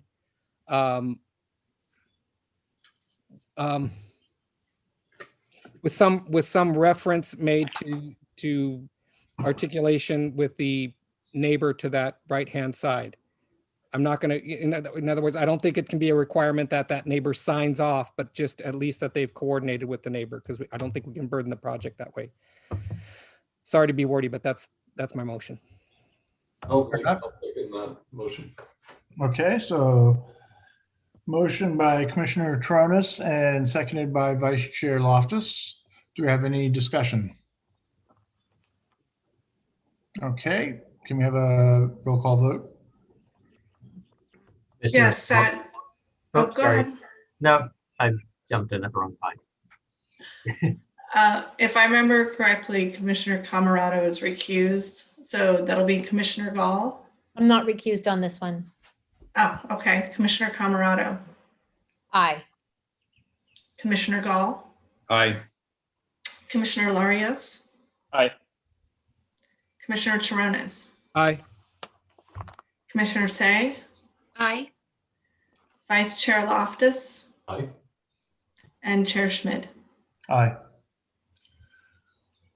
Okay, motion carries 7-0-0-0. An action by the Planning Commission is appealable to the City Council within 10 days of the Planning Commission's action. If the Planning Commission's action has not been appealed or called up for review by the City Council by 5 p.m. on the 10th day, the action becomes final. In order to be effective, appeals must be in writing and must be accompanied by an appeal fee of $1,075, which includes noticing costs. Congratulations. Okay, moving on to item 8C, 22 Channing Road. If you're the applicant or the applicant's representative, please raise your hand so that we may be prepared for you to speak at the appropriate time. If possible, we ask that you turn on your video at that time. Were any of the commissioners not able to visit the project site, or do any commissioners wish to note any ex parte communications regarding this project? Mr. Chair, I'd just like to note that I was absent for both this, at the meeting on March 8th for both this item and the next item, but I did watch both videos. Okay. Thank you, sir. Let the record note that all commissioners present have visited the project site. Can we hear a staff report, please? Yes, the applicant is proposing additions to each floor of the existing split level house at 22 Channing Road. The Planning Commission first reviewed this application as a design review item on March 8th and referred the application to a design review consultant for assistance. After consulting with the applicant and after revisions to the plan, the design review consultant has submitted a recommendation dated April 12th that notes that the void of detail has been replaced by incorporating a more contemporary look with the trim of the windows and the larger window grids. The consultant concluded that with these changes, the proposed project is compatible with the design review guidelines. In summary, the applicant is requesting the following application: design review for a first and second story addition to an existing single family dwelling. The applicant is in attendance to answer questions, but first I'm available for questions of staff. Okay, do we have any questions for staff? Okay, seeing none. Then I'm going to open up the public hearing. Would the applicant please come forward and state your name and anything you would like to add about your project? Good evening, commissioners. I'm Anne Revisa with Architecture Allure. We're the architects on this project. And just to reiterate, we had a great meeting with the design review consultant and ended up making some adjustments to the window proportions and some of the details, simplifying the detailing a bit and kind of making the proportions of the windows a bit more vertical to kind of be more in line with the original Tudor style of the home. And so we think that, based on that and after, discussing that with the design review consultant, we arrived at something that she's pleased with. Okay. Are there any other members of the public that would like to speak at this time?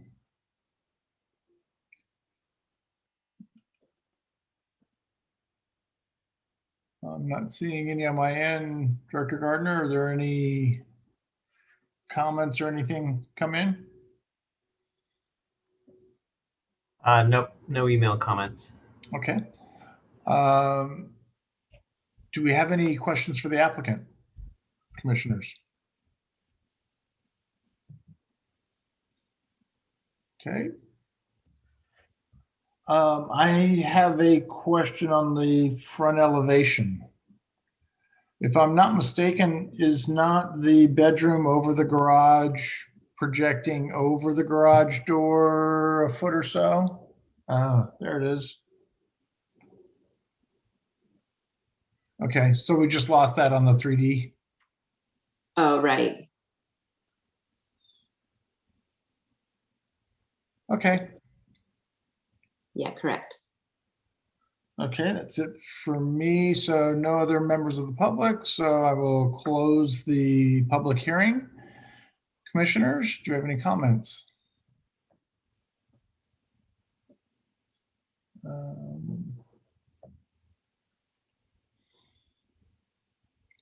There we go. Commissioner Camerado. Yeah, I think I like the changes that they've made, and I think that I could see this project moving forward.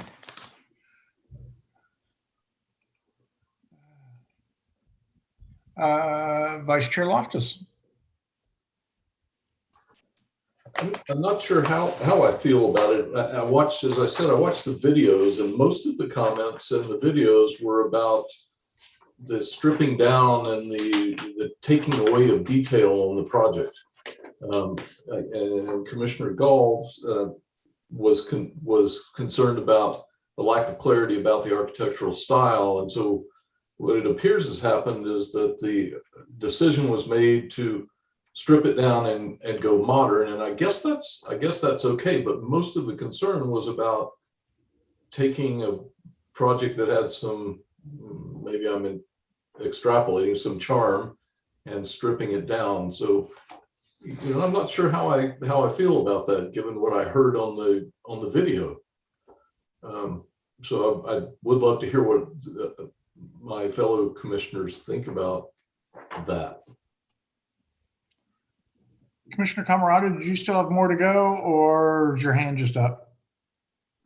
No, I think my hand's just up. Okay, then we'll move on to Commissioner Gall. Thank you. Yeah, to be perfectly honest, I don't see that much of a change. You know, even the garage doors lost the trim around it. Again, I'm not seeing where this is moving in the right direction. It was a cute Tudor style house, which gave it reasoning for having a steep pitched roof and a lot of that exposed wood and that rough English sort of texture on the stucco. I'm not getting it, and I don't. This isn't working for me. I'm going to say that. I just don't know if I could see this moving forward. Okay, so I'll go ahead. I'm concerned too. I feel like we've stripped off all of the charm that goes along with it. That doesn't mean it can't be charmed in another way. You know, I'm kind of that really large front elevation where the new windows are and the apex. You know, going from the textured stucco that is there now and going to a smooth stucco just makes it plain, and it makes it a big surface. And I wonder if, you know, the siding that you've done at the, you know, over the doorway couldn't be something that goes across the top in the gable end there to provide a little bit more detail to it. It just feels like we've lost a lot with it. So I'm in agreement with Commissioner Gall. I'm not seeing the change going much in the direction that we were hoping. Are there any other comments? Commissioner Taranis? Yeah, first of all, I have to say, you know, I have a lot of respect for our design review consultants, you know, and I have a lot of, I really appreciate our process, you know, but I think in this instance, there's something that is still lacking in terms of the architecture. And I'm going to try to ground it in some findings so that is somewhat less subjective. And The difficulty that I have is making the findings for design review criteria 1, compatibility of the architectural style with that of the existing character of the neighborhood.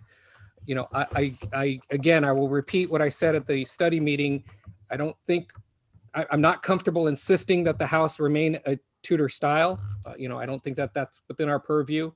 You know, but I will say that we still have to make findings for the compatibility of the character of the architecture with that of the neighborhood. And if this is going to be something contemporary, it's one thing, but it feels a little bit like the Emperor's New Clothes. You know, we're just being told it's contemporary.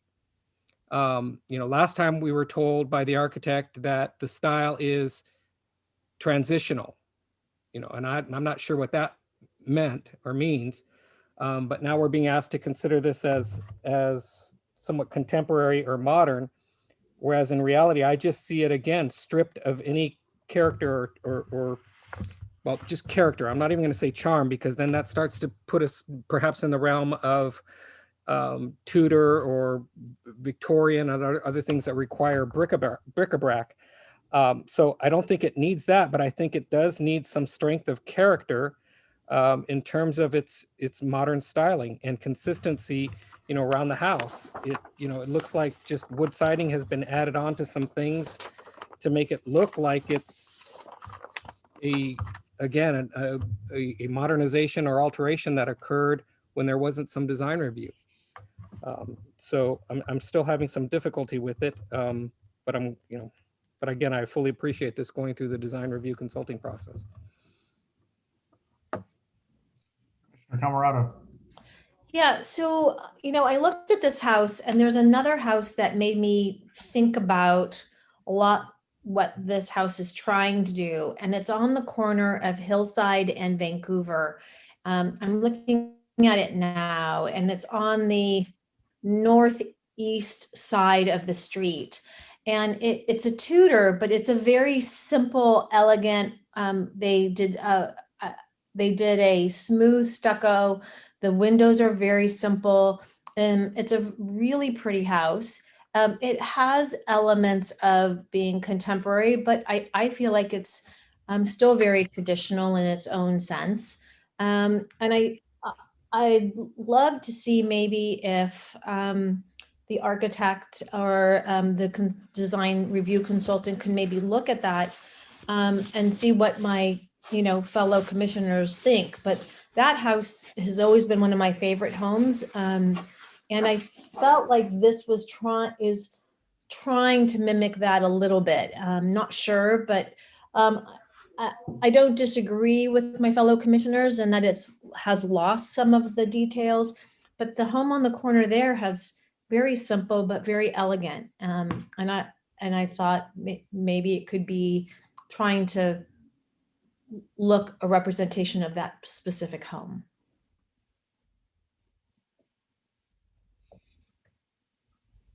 Any other comments? I also feel that the black and white nature and the flat elevations don't help to sell it. I mean, yes, a lot of us are trained at this and can see it, but it's not helping to sell more charm without actually having some sort of 3D representation to give us a better idea of the textures and things that are trying to be put into this. So with that, Commissioner Say. Yes, I generally agree with what my fellow commissioners are saying, and I agree with what Commissioner Camerado said as well about the property on Hillside and Vancouver. I know which one she's talking about. I think I am finding that I have a little issue with the entrance area, that there's some formality and simplicity around the gable, the large gable at the living room, I believe it is. And then at the entrance, it's very casual, if you will. Just there, some of that simple elegance is lacking. And I think that that's what's troubling me. I'm just trying to figure out what it is that is not piecing together for me. The corner post looks spindly, kind of, really slim and non-decorative. Not that it has to be decorative. There's something about the siding on that gable end at the entry that just simply transitions. It's just a blunt transition. So I feel like that's where I'm having a little trouble is the simplicity and the elegance of the larger gable. I don't mind it being a smooth stucco, even if it's white. I can see that pared down elegance. I think it's the pairing with a little bit more of the casual, almost farm style entrance pediment over the entry that I'm struggling with, if that helps the designer at all. Thank you. Commissioner Larios? Thank you, Mr. Chair. I will make the comment that I do agree with my fellow Commissioner Camarado, and that's not to say that I disagree with the rest of my fellow commissioners, but I do see that there's been it's going to be stripped of a lot of things. But I walked in the neighborhood and I just kind of got a feel for all the other houses, and as far as the character being an issue, I just just walking the neighborhood, its location, I didn't see that. And I feel that simplifying it or stripping it, as some of you may have noted, I feel like it doesn't take much of the appeal from the home. And so I very much feel comfortable with how this project is going.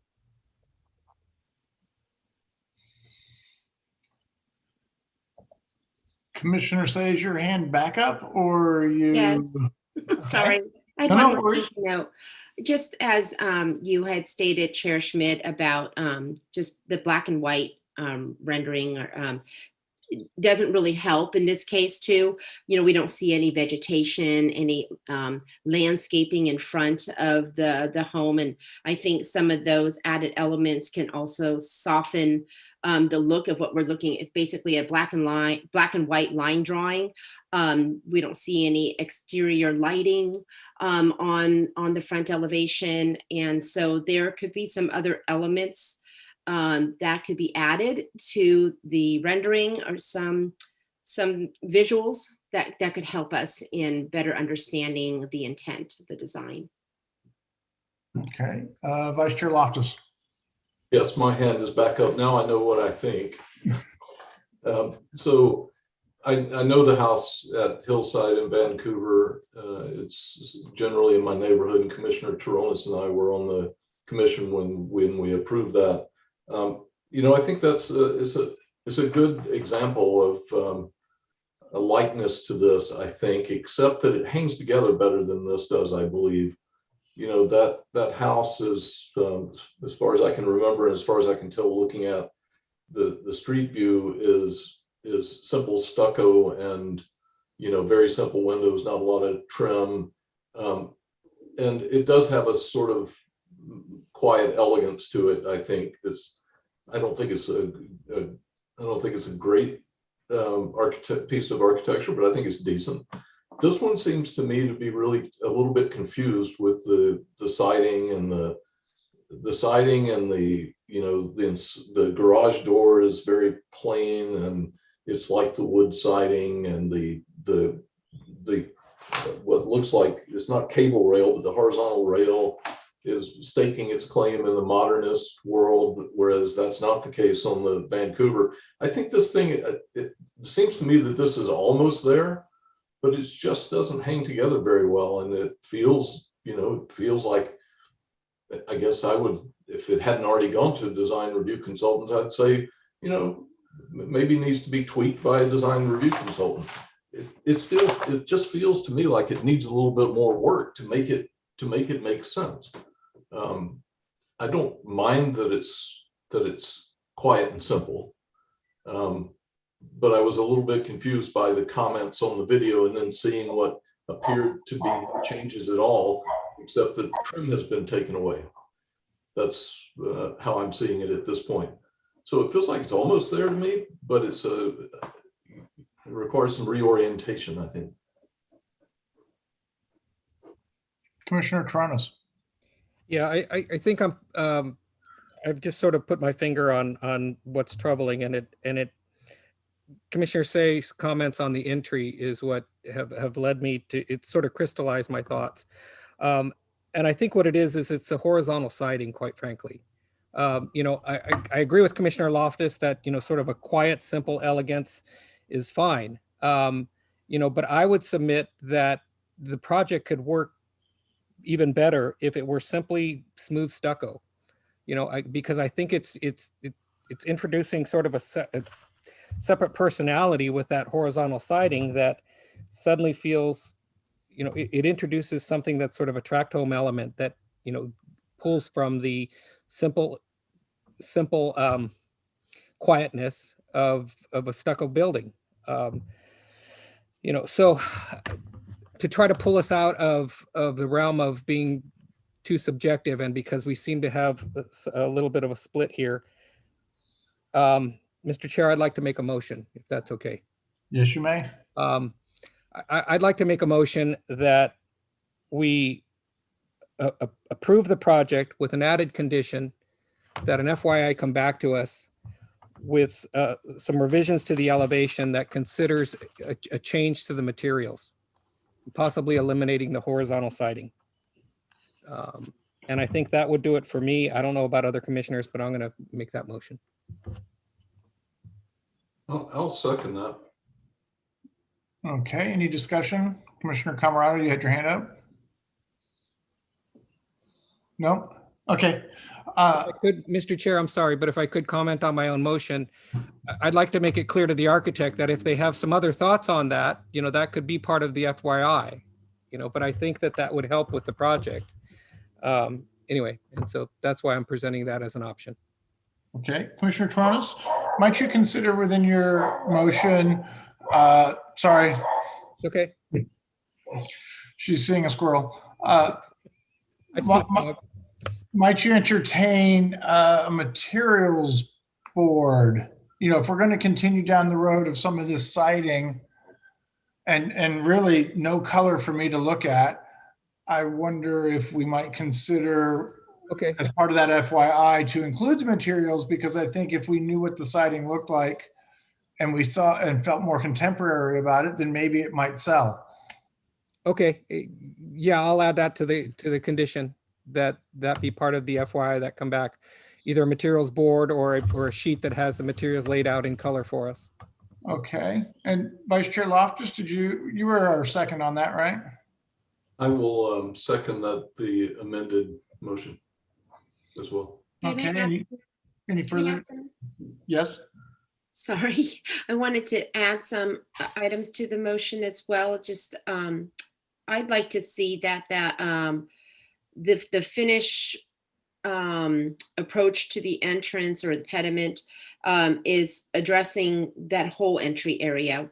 You know, whether the designer wants to look at a different type of railing as well for that at the entrance, and to better understand, probably from the finishes board, what is being proposed for the garage door. Is that supposed to replicate what that siding is that we're seeing now, or is it something else and different?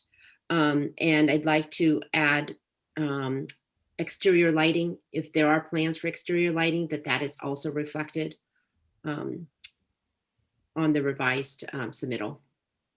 Okay, Mr. Chair, could I understand what Commissioner Say is asking for, but I would ask Director Gardner or City Attorney, are we getting too far afield with where we're headed here with this conditional approval? I think we might be. I mean, I think we would, with all these extra additions, it may be worth reopening the public hearing to get the applicant's thoughts on whether they want to consider all these conditions. I mean, I think we should either probably simplify or continue it to have them bring it back with kind of the comments that you've all laid out. I think that would be the safer approach.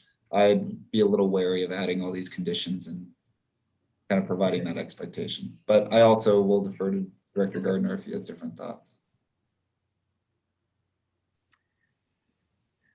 Yeah, I would agree. I think we could reopen the public hearing and hear back from the applicant. The applicant, I mean, they could either choose to continue and respond to some of these and possibly by the next meeting, or if they wanted a decision with all of this kind of added to it.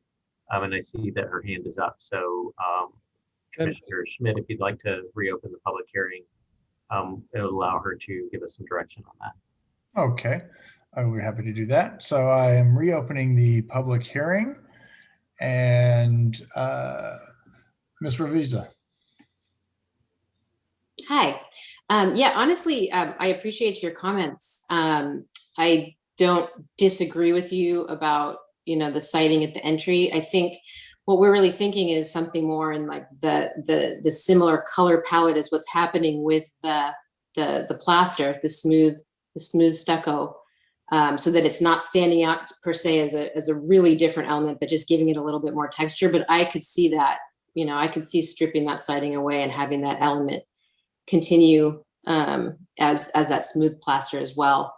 Happy to provide a materials board to help explain some of the color palettes of that, what we're thinking on the materiality. But, I think Commissioner Taronis's original motion sounded fair to me with, kind of stripping away that siding potentially. I mean, I know we kind of started to go a bit astray with some of the other comments, but if providing a material board would be helpful, we're happy to do that. I think that the question here comes back to how complicated we want to make this.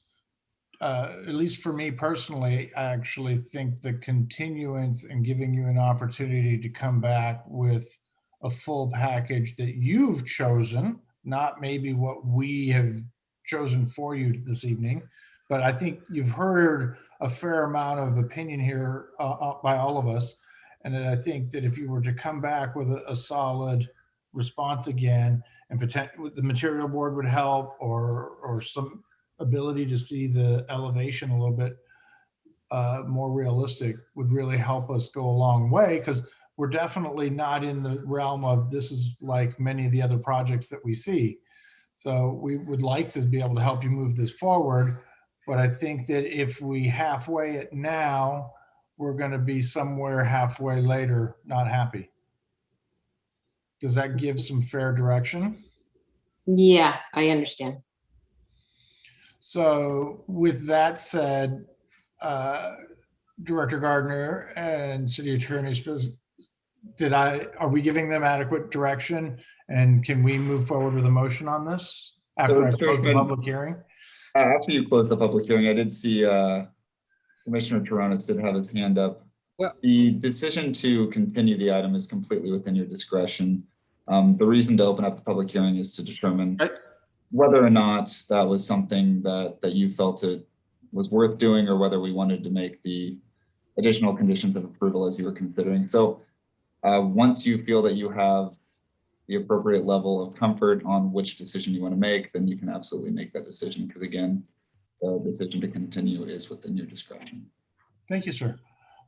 Commissioner Taronis, do you still have something you want to go over during the public hearing?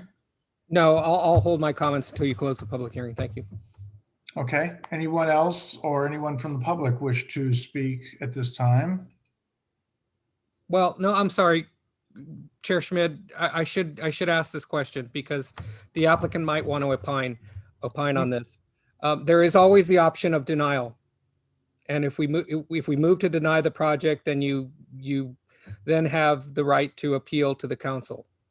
So now what I'm hearing, Ms. Revisa, is that if you are agreeable to working with us on a continuance, then that sounds like a possibility here. But it's within your rights to request, and I'll put it that way, to request action tonight in order to, and if that action is denial, then you can appeal that decision. I see what you're saying. Yeah. Well, I mean, I definitely don't want a denial. We obviously want to, move forward, and, yeah, we want everybody to be happy. We also want continue to move forward and timelines and things like that. We've obviously got, we want to get it done as soon as possible, but we also want to make sure that you're happy. So. Yeah. And I'm not trying to back you into corner. I just want to make sure that you're aware of that possibility. But it sounds like you're willing to work with us on a continuance. So thank you. Okay. Thank you, Thank you. So I will close the public hearing. And do we have a motion? Or do we want to make another motion, or are we still on our old motion? Mr. Chair, I'll withdraw my motion for approve with conditions, and I'll revise that motion to continue this item. And I will second that revised motion. Okay. So we have a motion for continuance made by Commissioner Toronis and seconded by Vice Chair Loftus. Is there any comment? Yeah, one comment, Yes, one obvious comment coming fresh to this is simply removing window trim didn't clarify the project at all. So take that for what it's worth, and that gives you a broad range of possible solutions coming back, but that one proposed solution didn't solve the problem. Okay. So with that, may I please have a roll call vote? Yes, Commissioner Camarado, Aye.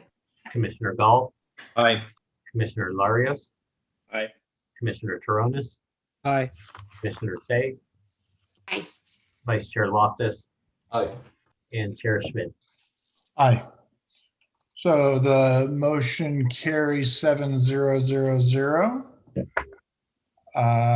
This is not actually an action, so I don't read the appeal statement, right? Correct. Okay. So then I'm moving on to item 8D, 139 Loma Vista Drive.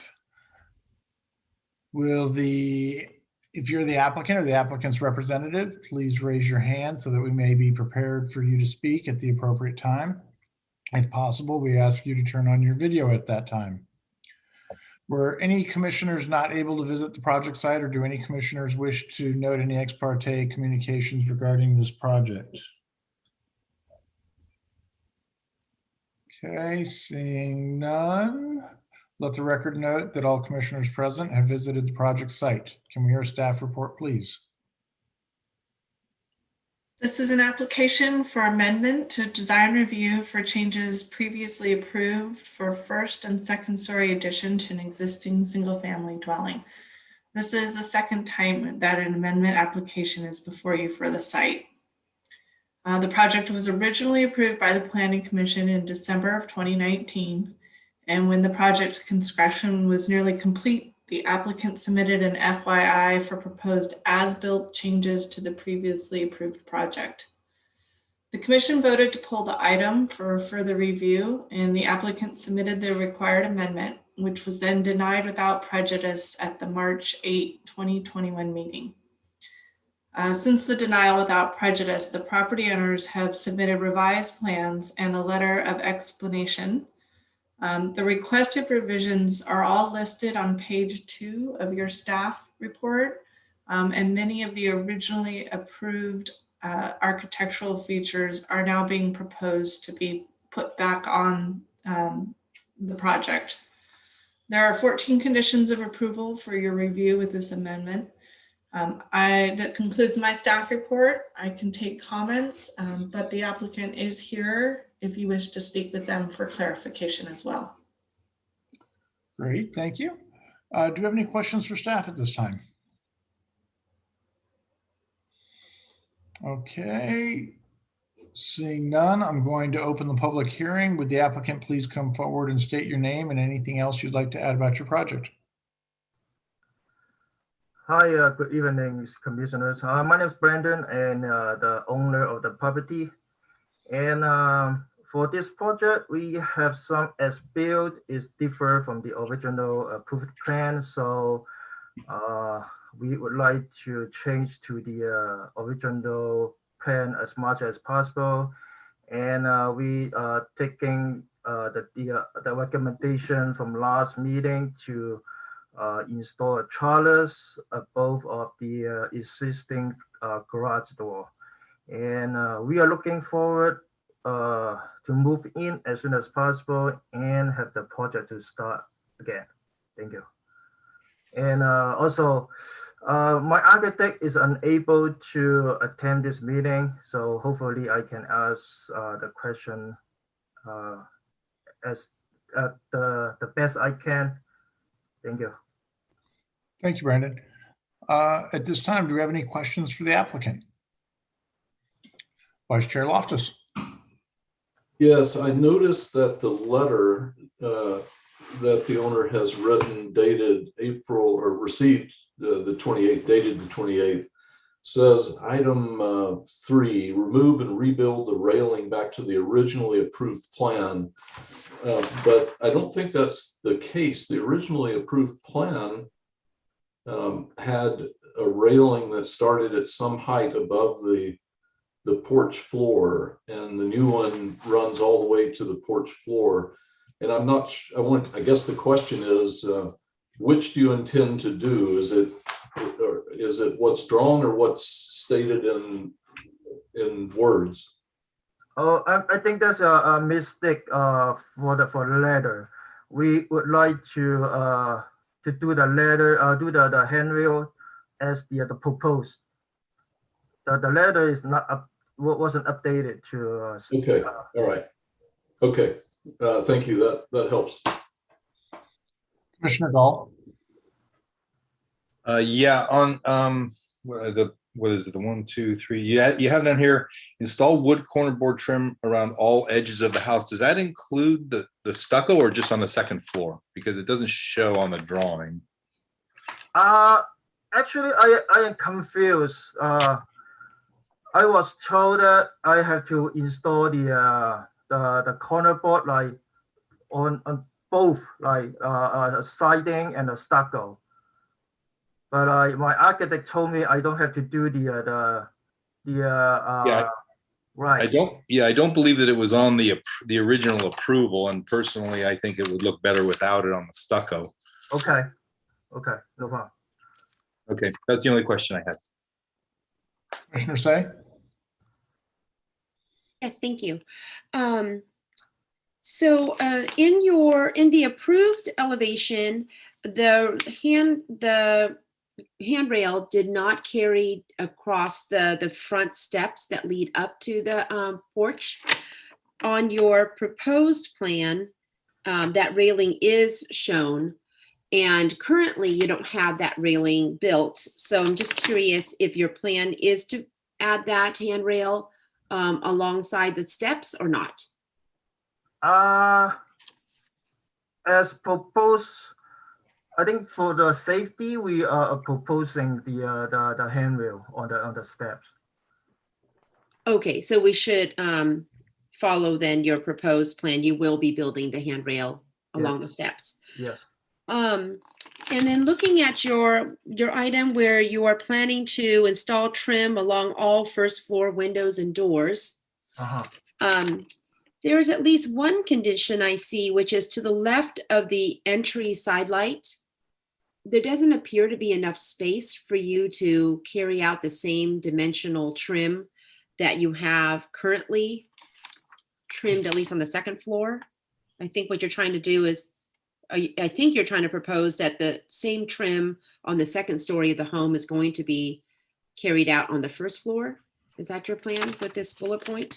So for the left side of the entry door, we are trying to install the trim without any gap.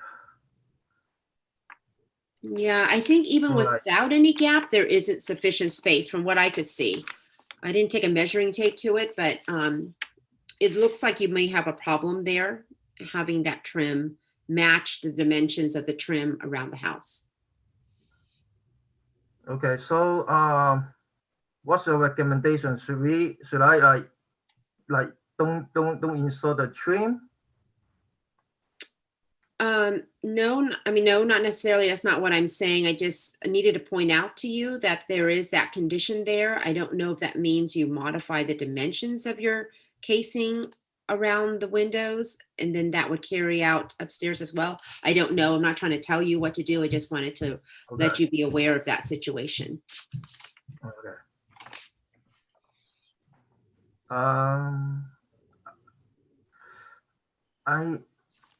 think we should have enough space to match the tree. If Okay. I could jump in here, Commissioner Say, you're correct. There is not enough space to provide matching trim around the windows that flank the door that would match the upstairs trim that's already been installed. It either would have to be a different size or be left off the first floor porch windows. Yeah, I think to the right side, it seems to be okay. It's the left of the side light that seems to be a situation there. But I just want to raise that to the applicant's attention. Okay. Commissioner Larios? Thank you, Mr. Chair. Thank you, Brandon, for being here with us today. I just have one question for you. It's the second bullet point where it's stating remove the black tiling along the front porch and install stucco. I'm trying to visualize that. You know, what color is gonna what is it gonna look like as far as color wise, or is it gonna be white? I mean, what color will that stucco be? We'll be matching the house color. Is like a pretty light white, milky white color, I think. Yeah, we'll be matching the house color. Thank you. Okay, and then I wanted to follow up on Commissioner Larios's and extend that a little further. I'm not seeing a paint color for the new trellis. Is that going to be in black to match the other trims? The trellis will be paint similar to the door's color, the entry door color, like dark oak. I think is the color. Okay. And are the columns at this point the color that you intend them to be too, with the white? The white? Yes. Okay. And those are the existing the column, the support I can buy from a company. Yeah. Did you give any I mean, you kind of got a lot of black and beige going on, and it felt to me that the white was a departure. And I can understand the door. The door is a good looking door, but I'm not sure that the trellis being over the white garage door is going to pick that up very well. And the garage door, I will paint the garage door to match the trellis too. Okay. Do we have any further questions for the applicant? Okay, seeing none, do we have any public comment at this time? I don't see any hands raised. Director Gardner, anything on your end? Excuse me, no emails in the public comment at burlingame.org. Okay. Then that being said, I'm going to close the public hearing. Okay, commissioners, do we have any comments?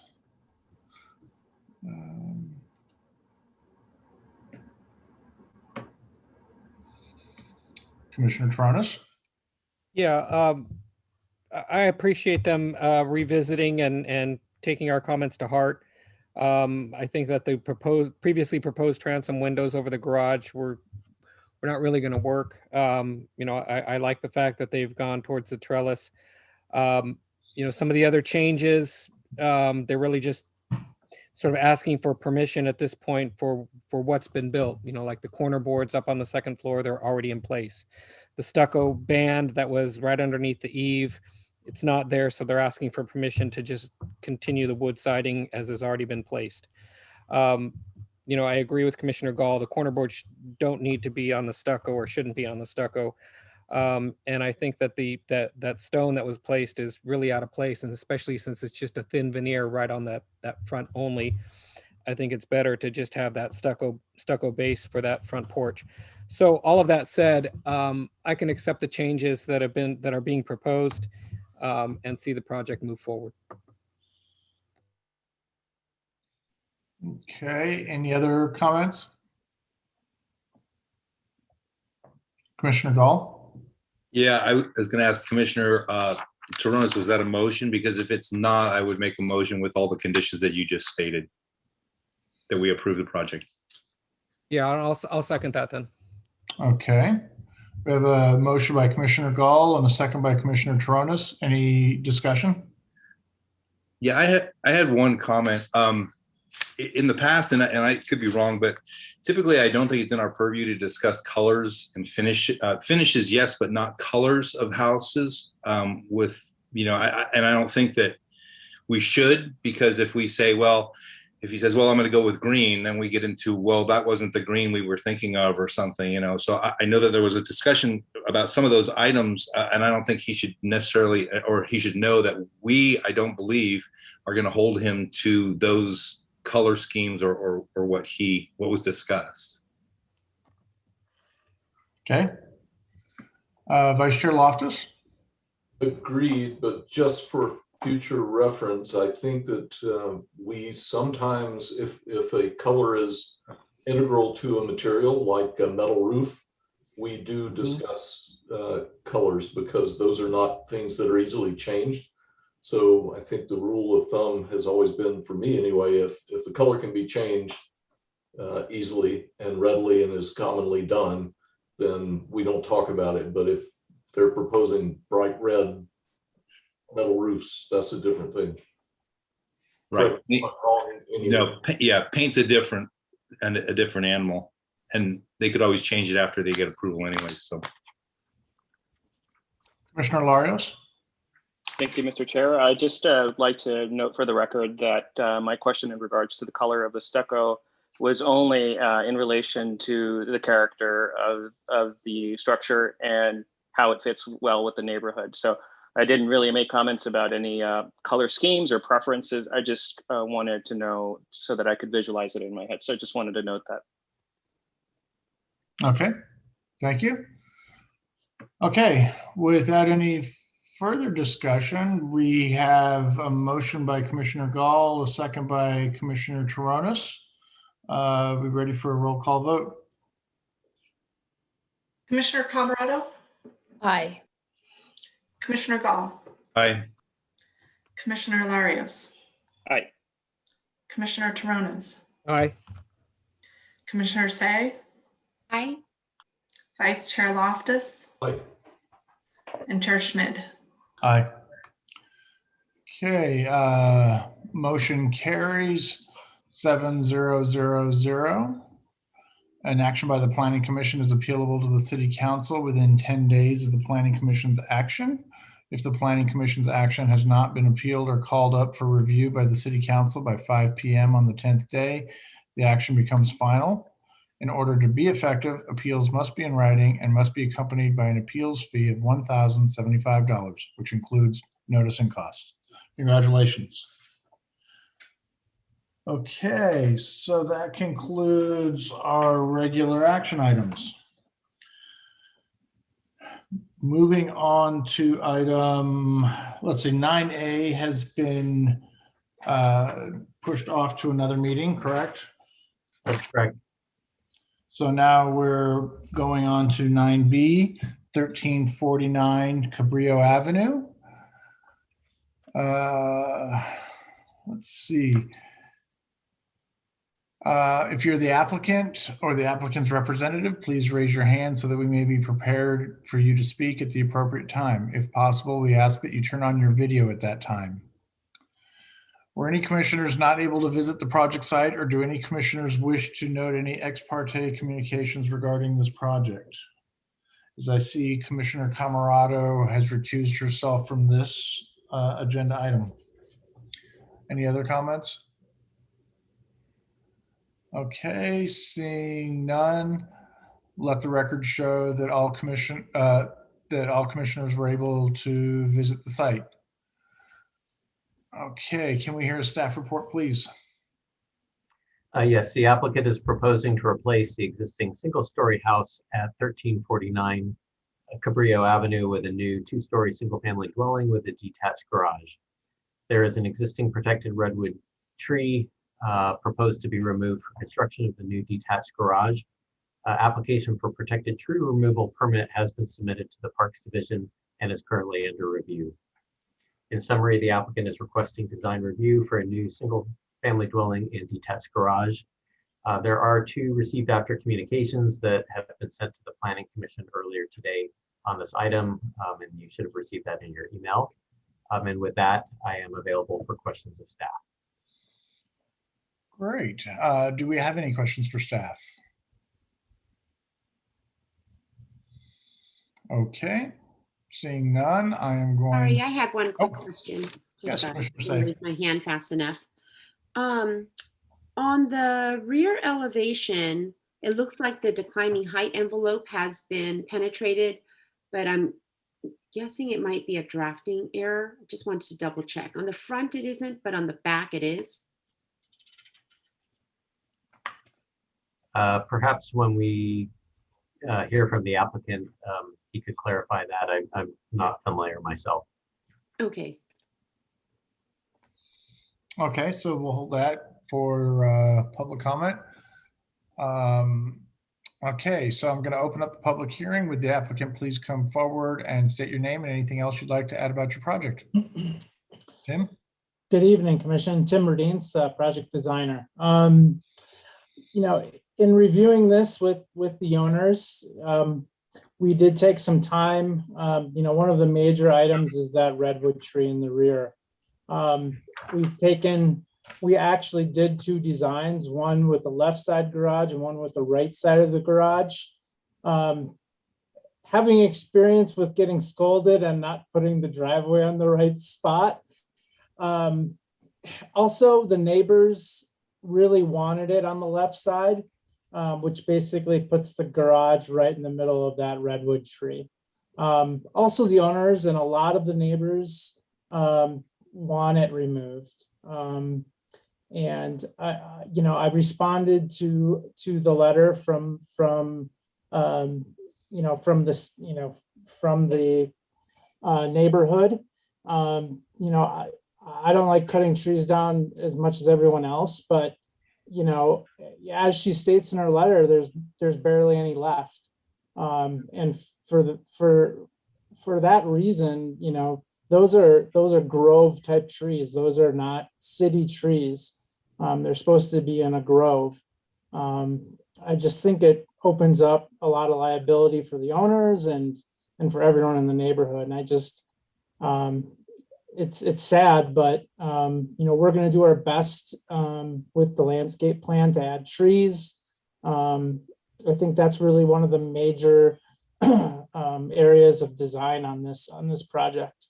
Otherwise, it's a pretty straightforward house. It has a decent amount of articulation. I'm going to stay away from the word farmhouse, but it's more on the contemporary side. And I'm open for any questions. A lot of the 3D work's there, but hopefully when we come back on our next round, that will kind of tighten things up detail-wise for you guys. I'll be here to answer any of your questions. Thank you for your time. Thank you, Tim. Do we have any questions for the applicant? Commissioner Say. Yes, hi, Tim. I just wanted to clarify if you were penetrating that declining height envelope. The one in the rear is, and the one in the front was pushed back to not be in the daylight plane. Okay, so does this trigger a declining height envelope? No, it's classified as a dormer. Oh, I see. Okay, got it. And then just some clarifications. I believe the following are drafting issues. I'm not sure, but the chimney looks like it's missing on both the front and the rear elevations, the Front and chimney. rear. Okay, And I can put that in a low hatch. Yep, I can do that. okay, great.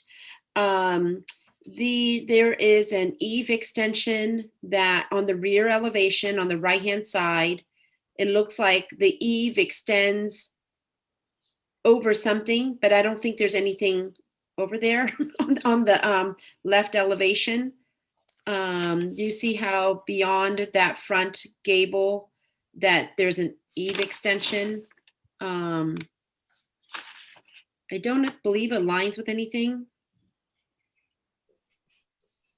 I will. Can you Are take a you, look at that? which elevation are you looking at again? The Sorry. rear elevation. Rear. Okay. Yeah, on the right-hand side of the rear elevation. Okay. Yes, I will take a look at that. And just FYI, I think you have your left and right elevations mislabeled. They're flip-flopped. Took me a little while to figure out what I was looking for at first. And then Well, that's because we did two plans and we accidentally forgot to change the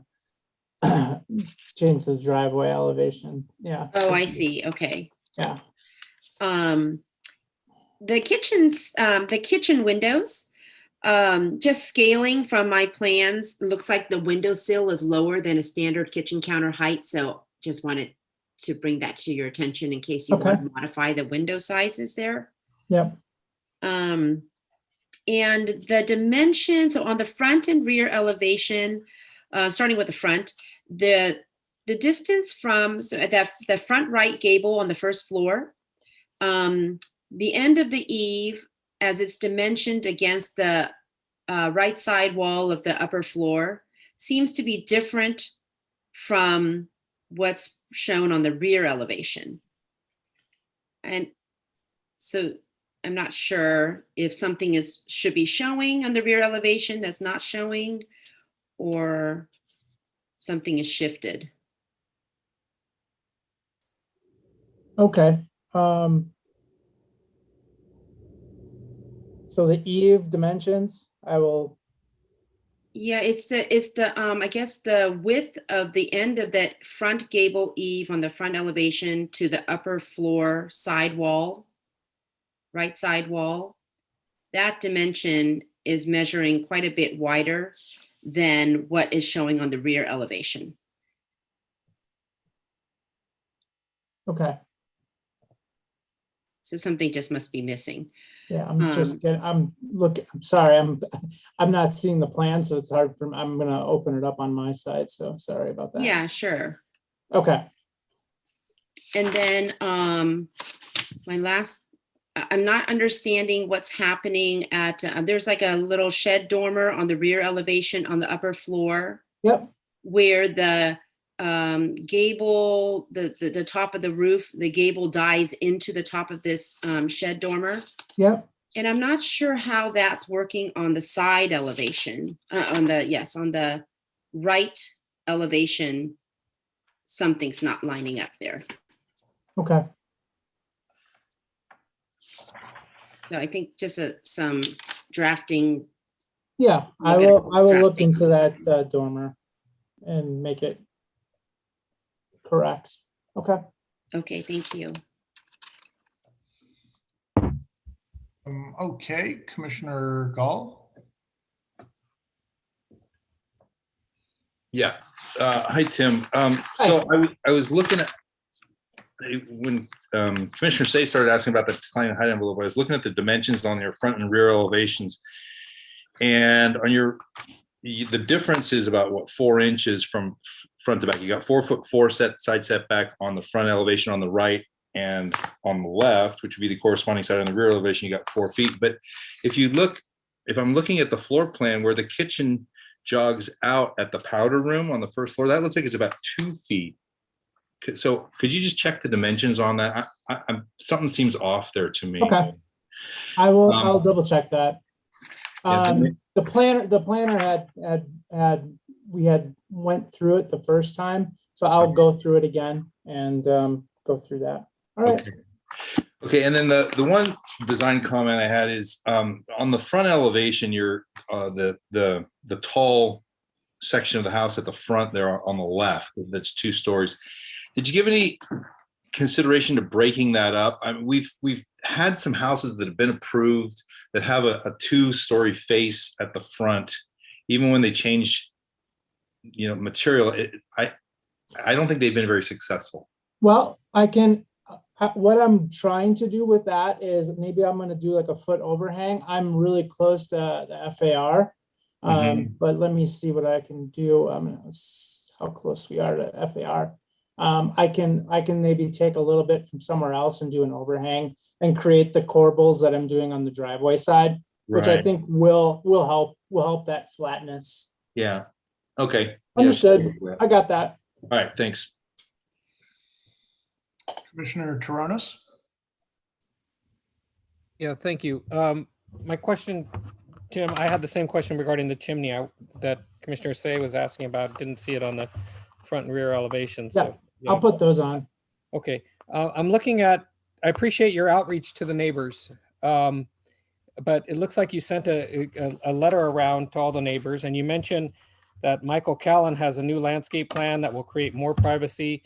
Michael, I'm guessing, is fairly well known in the community, and I don't really care who you go with in terms of the landscape plan, but you have a different designer that did the landscape plan. Correct. But more importantly, we have an incomplete landscape plan. Okay. There's just none of the plants are shown as designated. There's a plant list, but there's nothing that's shown on the landscape plan itself. Were you aware of that, or did you? Well, I mean, I looked at it. There was a plant list. I didn't correlate it with there should be numbers next to the plants. Yeah. She has a few of them. The larger trees they're actually there. They're just very small. Okay, then if they're there, PRUK. I mean, it's not the best laid out plan, but this was to get to preliminary. And maybe what it is that the lettering and the fonts need to be larger so that we can actually. I will tell her to put the fonts. Yeah. Okay, thank you.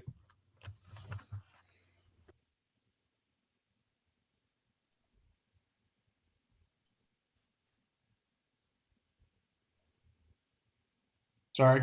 For me, looking at the site plan and not the landscape plan, I appreciate actually the effort being put into the site plan. We're seeing a lot of projects with little to no landscape and a lot of hardscape, and I appreciate the effort being put into this one. But otherwise, I like the project as a whole.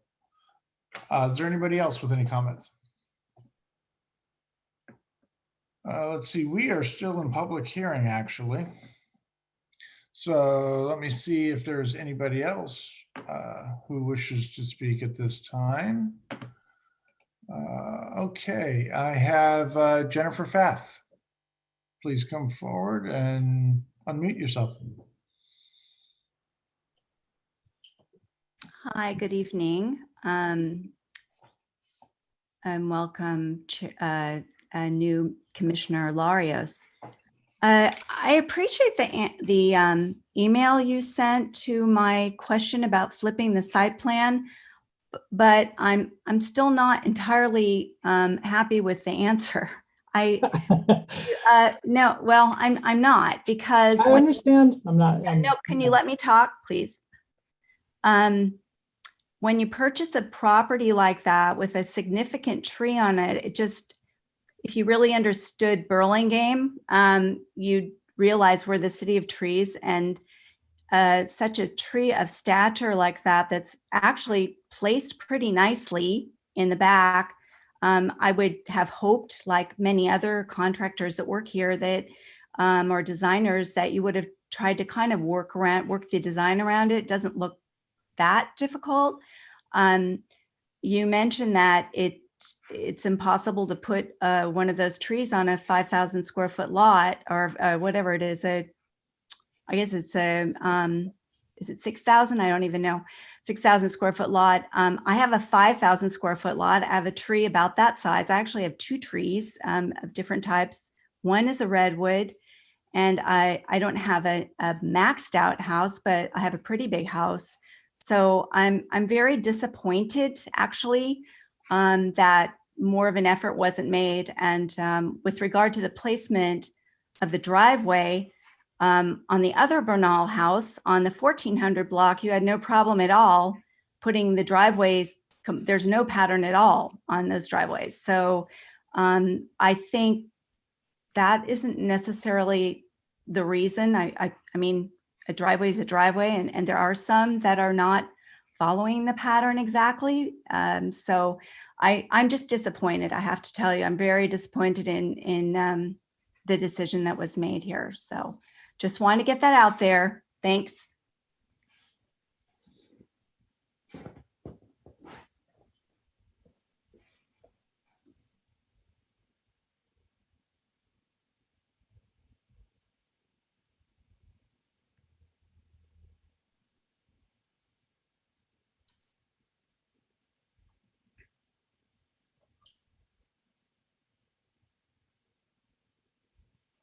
Richmond, it looks like you're muted.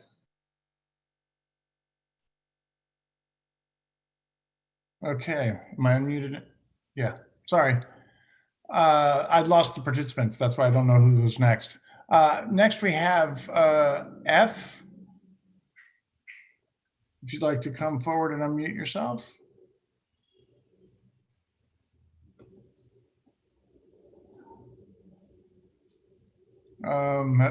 You're still on mute.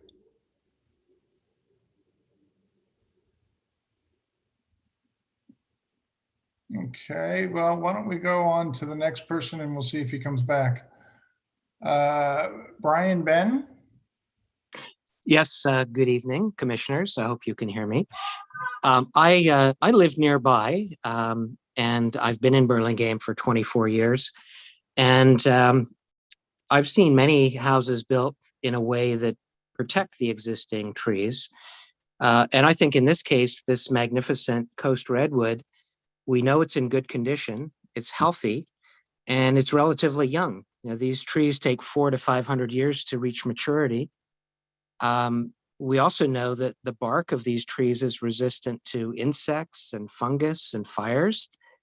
It has many, many community benefits. It contributes to shade in the neighborhood, cooling on hot days. It's a carbon sink. It captures carbon. It cleans the air. It provides oxygen. There are many, many benefits of having a tree of this magnitude. And it's one of the very, very few large trees, perhaps the only large tree on the block.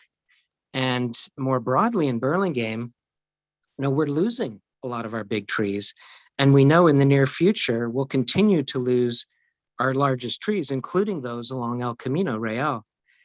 And so, you know, even though this is obviously a tree that some might prize for its lumber, it's far more valuable alive in our community. And this house can be designed around the tree. It's been done before in Burlingame. And it would really be to the benefit of both the current and future generations in our community to do that, make our community much, much nicer. So I hope you'll do everything possible to protect and preserve this wonderful tree. Thank you. Okay, and one last call for public comment.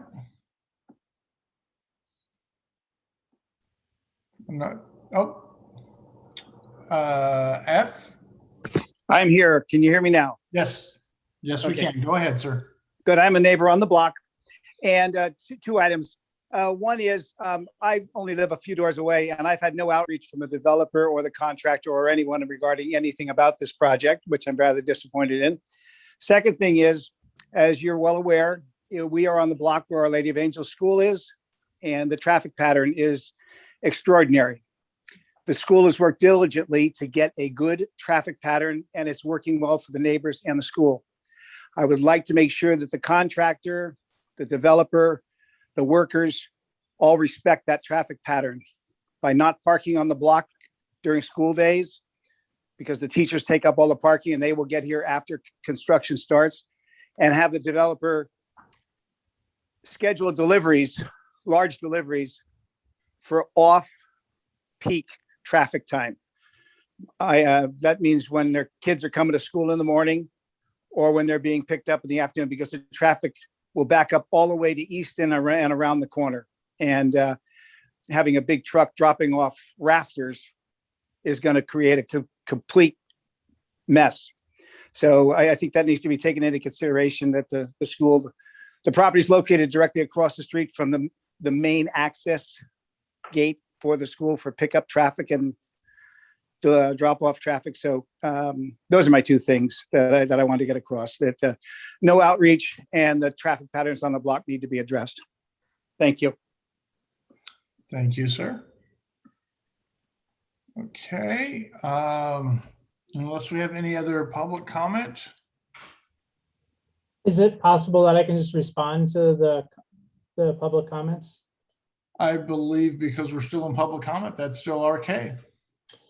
Just quickly to Jennifer's response.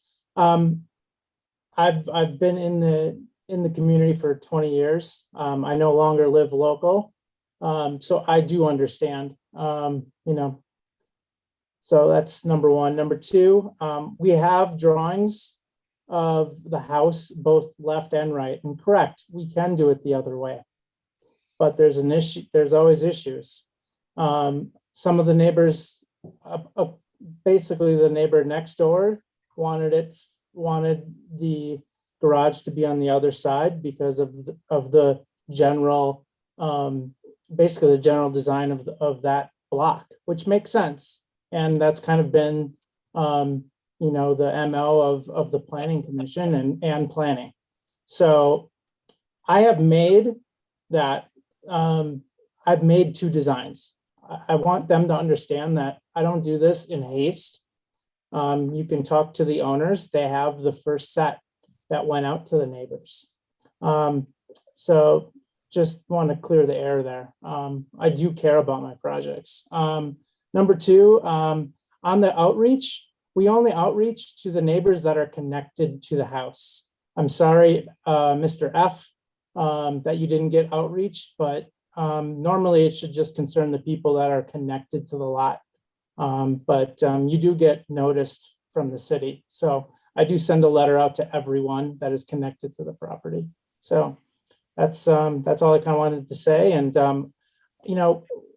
we're working, we'll work with you, with the commission on whichever way we think we want to, place the driveway. The way we presented it was the way the owners wanted it and the two neighbors to the left and right of the property. So let's have a good discussion. Okay, thank you, Tim. Commissioner Gall, are you wanting to have a I just have a question. Yeah, Tim, I did mean to touch on that tree issue because the arborist report, it says that the tree, it's actually the tree in the best condition on the site. He even outlines a tree protection plan. And when in looking at the site plan before that, you're even putting a tree in the middle of the backyard again. So to me, it sort of seemed funny that you're getting rid of that tree. Where I think that everybody on the commission would wholeheartedly agree that if you want to save the tree and put the garage and the driveway on the right hand side, I'd be all for it if you were going to save the tree. It just seems to me like it was a foregone conclusion with you and the developer that the tree would be removed. Well, yeah, no, I mean, in the beginning, we actually had the tree being saved. It was, again, we reached out to the neighbors, the two neighbors that are closest impacted. And then they also brought up the street pattern. So, and also this is going to be sold and they don't want the liability of a tree falling or a limb falling. I mean, it's happened. So again, there's two options. Yeah, we just flipped the site plan. That's all we knew. It's a, as Commissioner already brought up, that I had my left and right mixed up, is because that was our first design, was trying to keep the tree. But we've gotten some kind of negative feedback from the neighbors, and then the owners were like kind of indifferent about it. And also didn't want the liability of the tree. So. Okay, thanks. Do you have any other questions for the applicant while we're still in the public hearing? I have a question for you, Tim. Yeah. If you were to flip it the other way, is there a downside? Just street pattern. And then that neighbor's not. Yeah. Okay. So no Didn't really other want like it there. right. So, Okay. I mean, it's, yeah, Right. I mean, again, I'm not forcing the issue here, guys. Like, Yeah. there's two ways to do it. And this is the way we'd like to do it. If we're forced to do it, I guess we're gonna have to. It's just when people complain that that's the only tree left, that, I mean, we should be doing this to every house that has a tree. You know what? Arborists lie. They get paid. Just because our arborist didn't lie and said it was in a good shape. Yeah, it's in a good shape. It's a redwood. Most redwoods don't have disease. Just like the gentleman pointed out that, you know, the bark's there to protect it from insects. Like, I just get a little riled up when people call and then, you know, they say kind of just half truths. They don't even know who I am. I care about all my projects. So. Okay. Thank you, Tim. Thank So you. with that, I'm going to close the public hearing. Commissioners.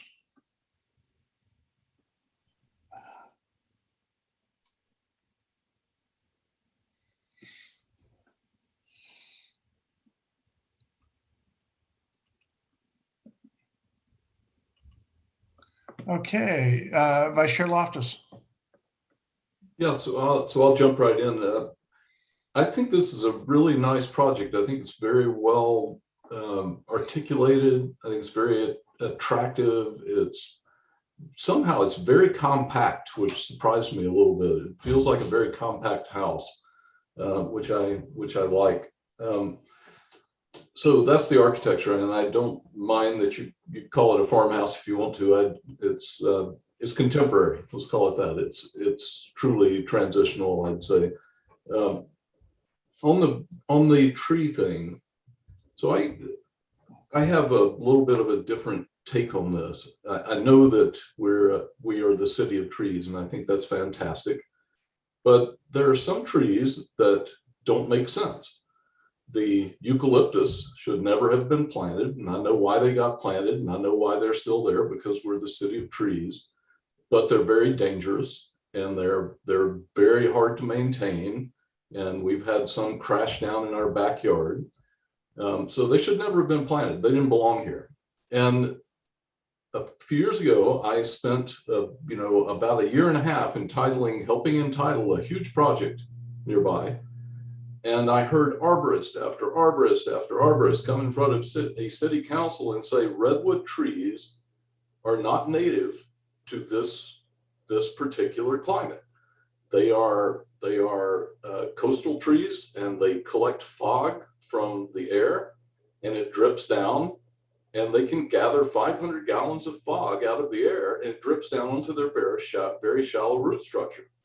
And so I understand they're beautiful trees, but they don't belong in this environment.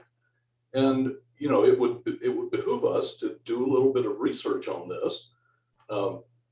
Sure, they're fantastic, they're beautiful, but to put one in your backyard and live with it for 40 years or 60 years or something, the thing will be absolutely out of control. They drink an enormous amount of potable water. You have to, if you do not water them, they will turn brown and die. And so what you're buying when you put a redwood tree in your backyard is watering the heck out of it for many, many, many years, because it can't collect fog in this environment. They don't belong here. So dig into it a little bit. As I said, I watched arborist after arborist after arborist say this in a public hearing. So love them if you want to, but go see them where they belong in their native habitat. We would be better off having a native oak tree in the backyard. And if this were an oak tree, I would push back as well. But to push back on a tree that shouldn't be there, that was planted because someone has a love for redwood trees, is just a mistake. And we shouldn't propagate such, non-science. Let's put it that way. Project's good though. Thank you, Vice Chair Loftus. Any other comments? Commissioner Torres. Yeah, I agree with Commissioner Loftus that the architecture is well composed. I also agree with Commissioner Gall and his comments on that element on the front elevation, just as one piece. And in looking at it, the issue that I have is that it feels a little top heavy. And I think in architecture, you have an order of top to bottom. And part of the issue that I think that is happening here is, and I'm not trying to pontificate, I'm just noticing something. Part of the issue is that, that element is almost split in half. Whereas if it had a base that was down lower at a third, or a base that was up higher at 2/3, it might work a little bit better. I'm not suggesting that, but rather than do a pop out of the second floor and put the corbels underneath, I think energy might be better spent in doing perhaps a bay or a pop out on the lower floor that actually could have a little awning roof over the top of it that helps to create more of an element that's sort of that 2/3 feel along the bottom, that gives that base a little bit more substance, so that that element doesn't feel a little top heavy. That would be my suggestion. In regards to the tree, I don't disagree with Commissioner Loftus in terms of the sentiment that the redwood trees don't belong. And if we see landscape plans that are proposing new redwood trees, I would bristle and absolutely recommend something different for all of those reasons. But in this case, we have one that is there. It's there, and it's a huge thing. It's in good health, and it's at the early portion of its life, and it's going to be, if it were here, it'd be here long after we're all gone. And so to just take it out because of some nervousness, it's the wrong tree to be nervous about, first of all, in terms of, these aren't the trees that drop massive limbs. Yes, they shed their frass and such, but they're not the kinds of trees that drop the massive limbs like over in Washington Park, et cetera.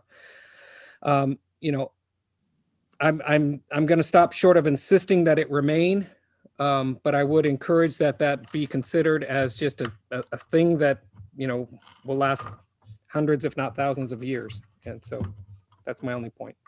Thank you. Thank you, Commissioner Larios.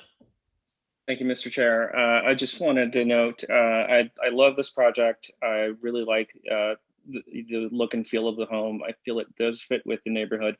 However, I also agree with Vice Chair Loftus. I love the compactness also, but some of the features, the architectural features, give it a repetitive rhythm. The windows, I don't know, just something from the drawing, from the rendition, it just seems a little too repetitive.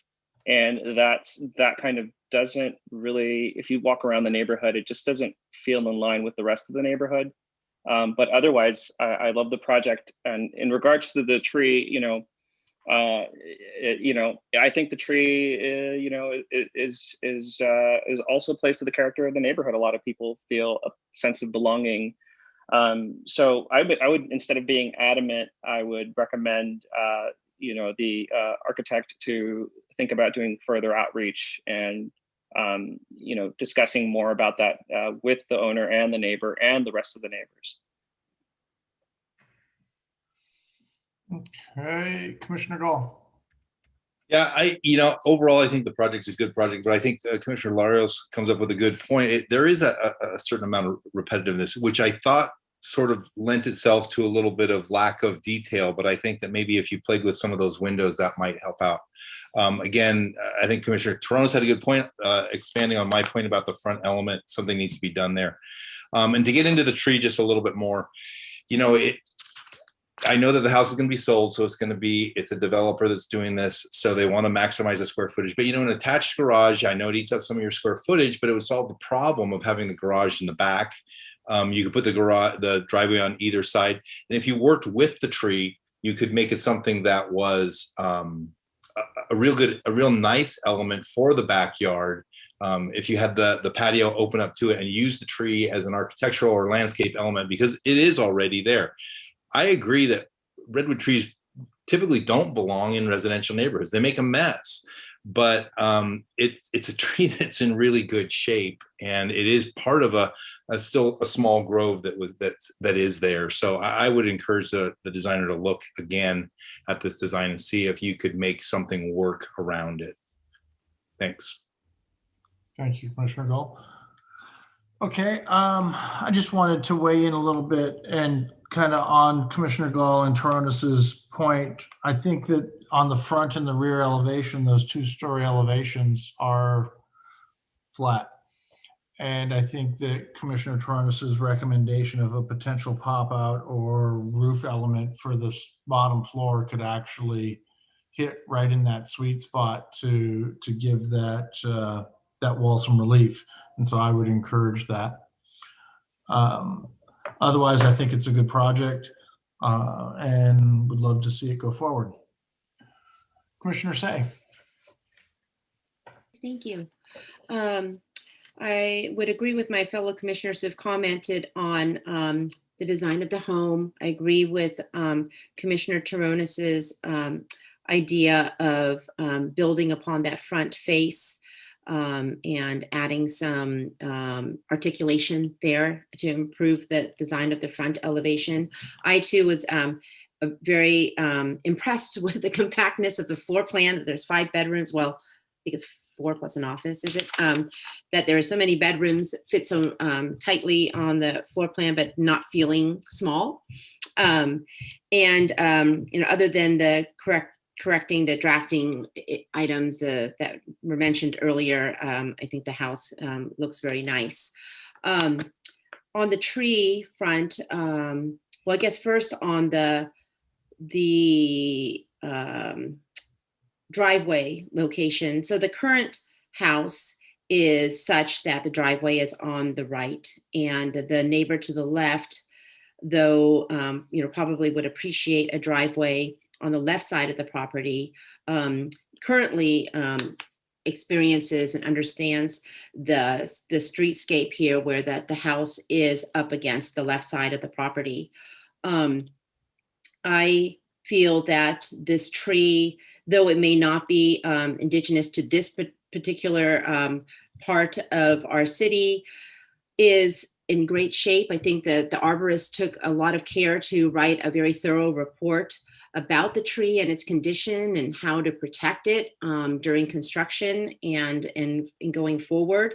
It looks really good. Obviously, it's healthy. It has a rating. I think it has like a condition of 80, which is very good.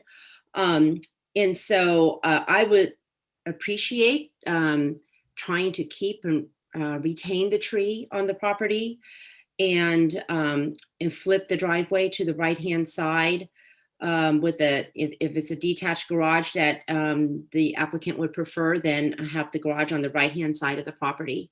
But I too would like to see that tree is preserved on this property. Mr. Loftus. Yeah, colleagues, I just want to say I appreciate that you like the tree, but I'm looking online and it says a single redwood tree can transpire as much as 500 gallons a day. I suspect that's a very big redwood tree that does that. 500 gallons is as much as you might use in an hour-long shower. So think about what you're proposing here. What happens when they no longer want to water this thing? We're about to enter another drought. What happens when they no longer want to water it, and it takes 250 gallons a day of water to keep this thing from turning brown? It's in great shape now, yes, but it won't always be in great shape. So I just ask you to consider this. I understand that everybody loves redwood trees, but it's highly likely that in a few years, this thing's not in as great a shape.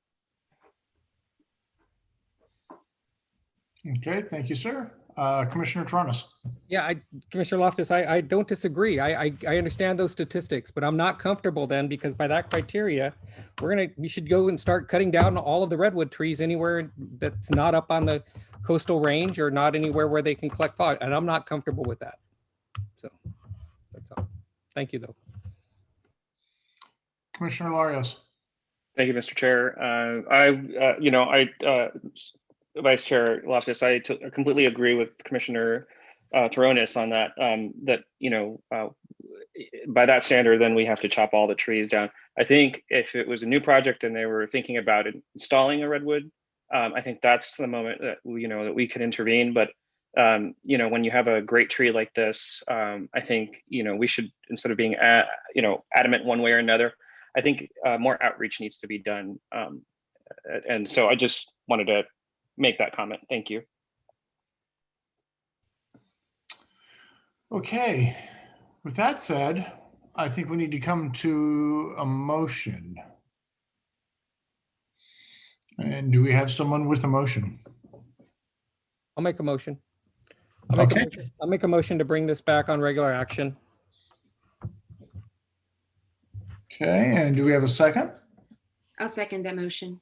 Okay. We have a motion by Commissioner Taronis and a second by Commissioner Say. Do we have any discussion on the motion?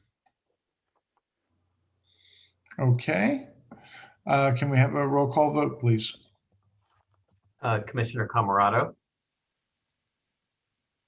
Yep. He's recused, I believe. Sorry, I'm getting all mixed up here. Commissioner Gall. Aye. Commissioner Larios. Aye. Commissioner Taronis. Aye. Commissioner Say. Aye. Vice Chair Loftus. Aye. And Chair Schmidt. Aye. So motion passes 6-0-1-0. Right, yes. And that is not appealable. So then we're moving on to the next item. 9C, 1209 Cabrillo Avenue. If you're the applicant or the applicant's representative, please raise your hand so that we may be prepared to speak at the appropriate time. If possible, we ask that you turn on your video at that time. Were any commissioners not able to visit the project site, or do any commissioners wish to note any ex parte communications regarding this project? Okay. Right. Yeah, I had a discussion with the neighbor at 1225 Cabrillo. Okay, thank you, Commissioner Gall. Okay, let the record note that all commissioners present have visited the project site. Can we hear a staff report, please? Yes, the previous application was submitted at the site for design review for a new 2-story single-family dwelling and a detached garage, and was denied without prejudice by the Planning Commission on January 11, 2021. The current application at 1209 Cabrillo Avenue is for design review and a special permit for a new 2-story single-family dwelling and an attached garage. The applicant resubmitted the proposed project to address the concerns and suggestions that were expressed by the Commission at the original hearings. But because substantial changes had been made to the design and the siting of the buildings, the application is being brought back to the Commission as a design review study item. The applicant is proposing to demolish the existing 2-story house and detached garage and to build a new 2-story single-family dwelling with attached garage. The proposed house will have a total floor area of 3,019 square feet. The new single-family dwelling will contain 4 bedrooms, and there's 1 covered parking space provided in the attached garage, and the second required parking space, which is uncovered, is in the driveway that leads to the garage. That's the brief summary for the staff report, and I can take questions if you have them. Great. Do we have any questions for staff? Okay, seeing none, I'm going to open up the public hearing. Would the applicant please come forward and state your name and anything else you would like to add about your project? Evening, commissioners. My name is Ross Levy. I'm an architect. I have met with you in the past as our planner has told you.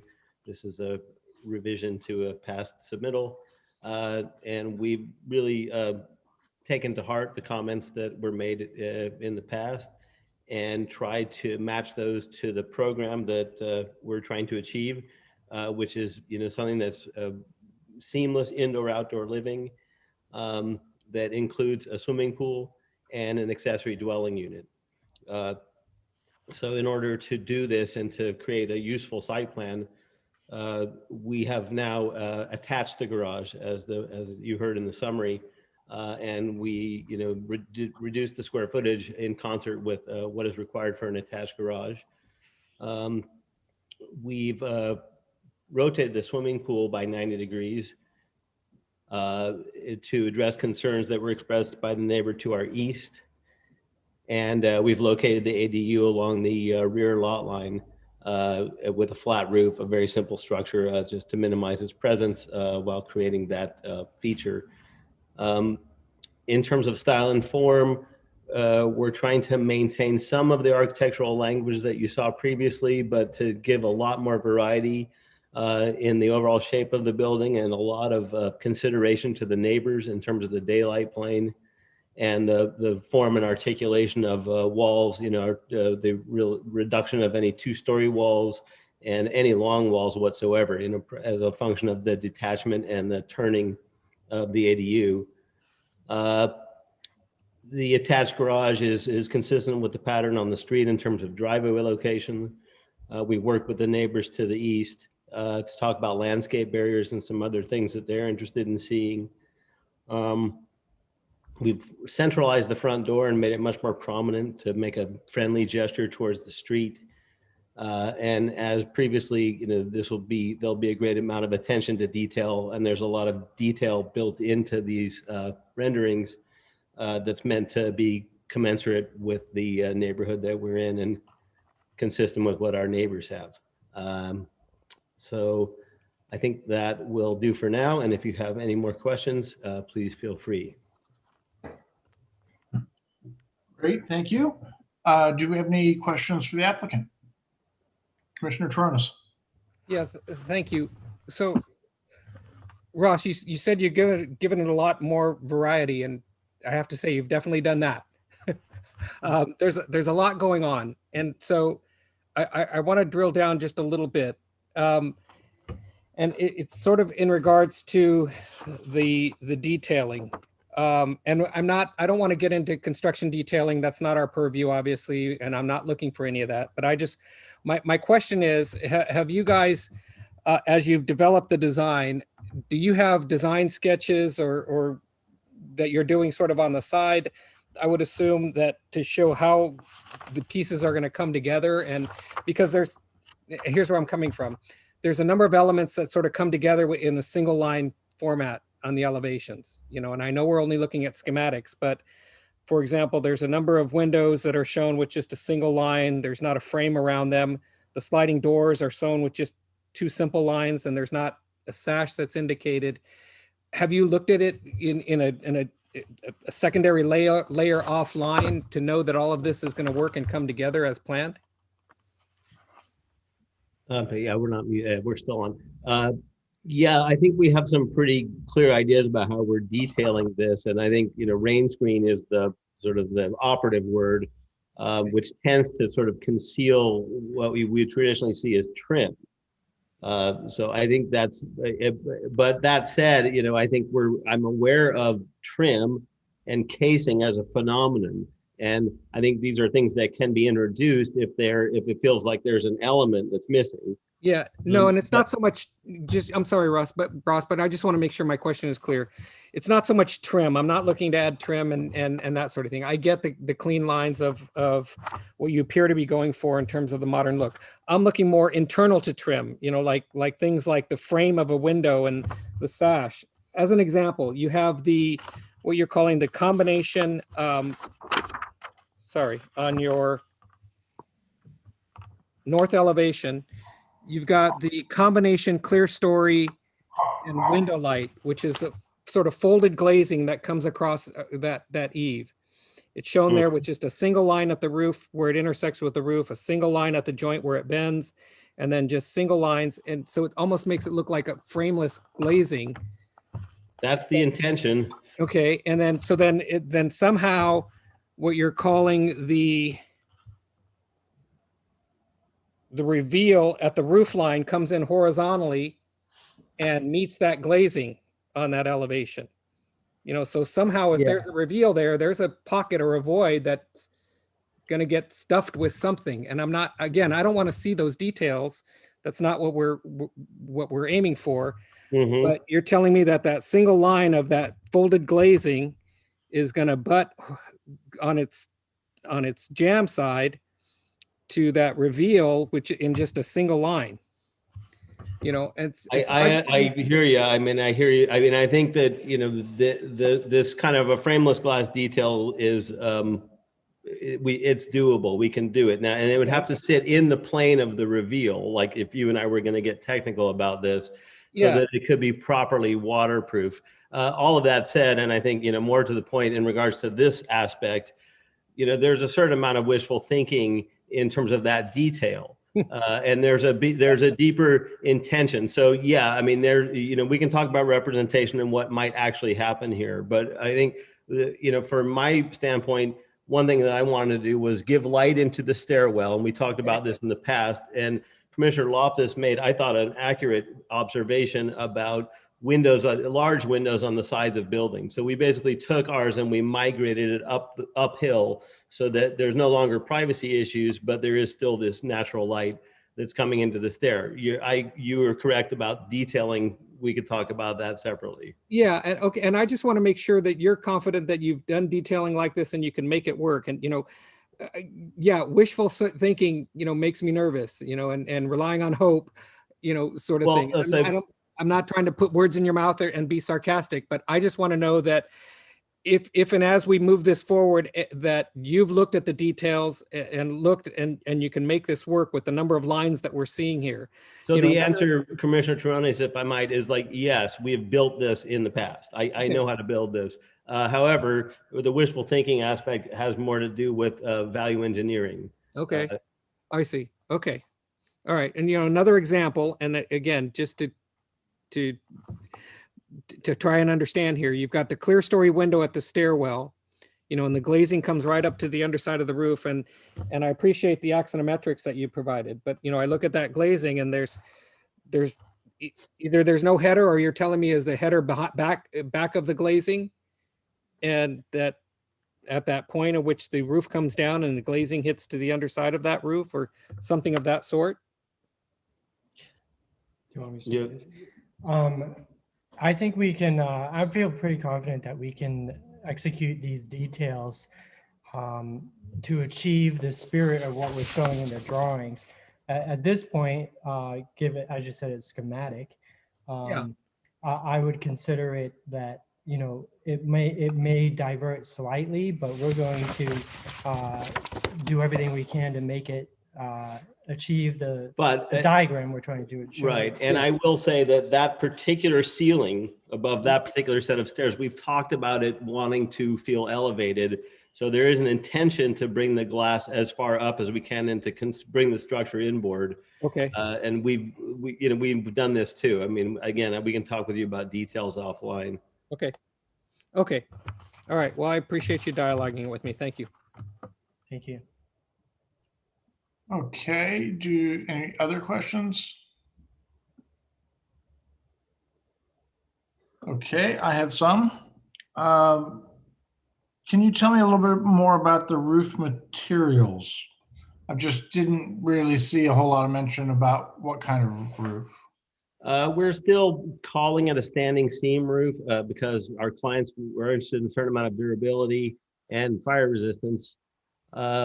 We're interested in a solar roof. I mean, there will certainly be the solar aspect to this house, and there are some integrated systems now, solar tiles, that we're compelled by, really. But frankly, I mean, there's the performance aspect of them, and then there's this planning commission aspect of them, and I really don't know how this commission feels about that. So I would like to know. This house is certainly intended to be a net zero or better house. The reason for the one-car garage is because the client anticipates one car with all electric, and kind of a more contemporary lifestyle. And, it's trying to make a great yard space is really what we're doing. And, we've had these conversations in the past. So then there's the nature of the architecture itself, as we were speaking to Commissioner Terrones about.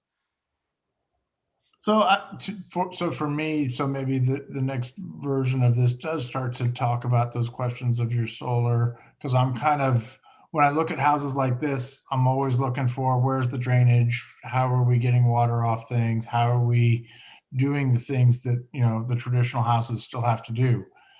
And so once you start putting in the integrated drainage, it's kind of, well, where's it going? And particularly as I look at the trellis, the arbor trellis towards the back, I'm kind of wondering, okay, where's the water going? And it's going to hit on the roof down below probably, but then where does it go from there? So those are some things that could, in the next time around, because I actually, I appreciate what you guys have done on the siting. I think that it has been a game changer for me in looking at this for you guys. So I totally appreciate where you're going. And my questions are really more about how do we make it go forward. And so the front arbor, I understand. I don't know what it's hitting to on the ground, but the back arbor looks like it's floating. How does that end up getting structurally held up? There will be cantilever beams that support it on the inboard side. Okay. Those would exist kind of at the bend or the outboard ridge line, if you want to call it that.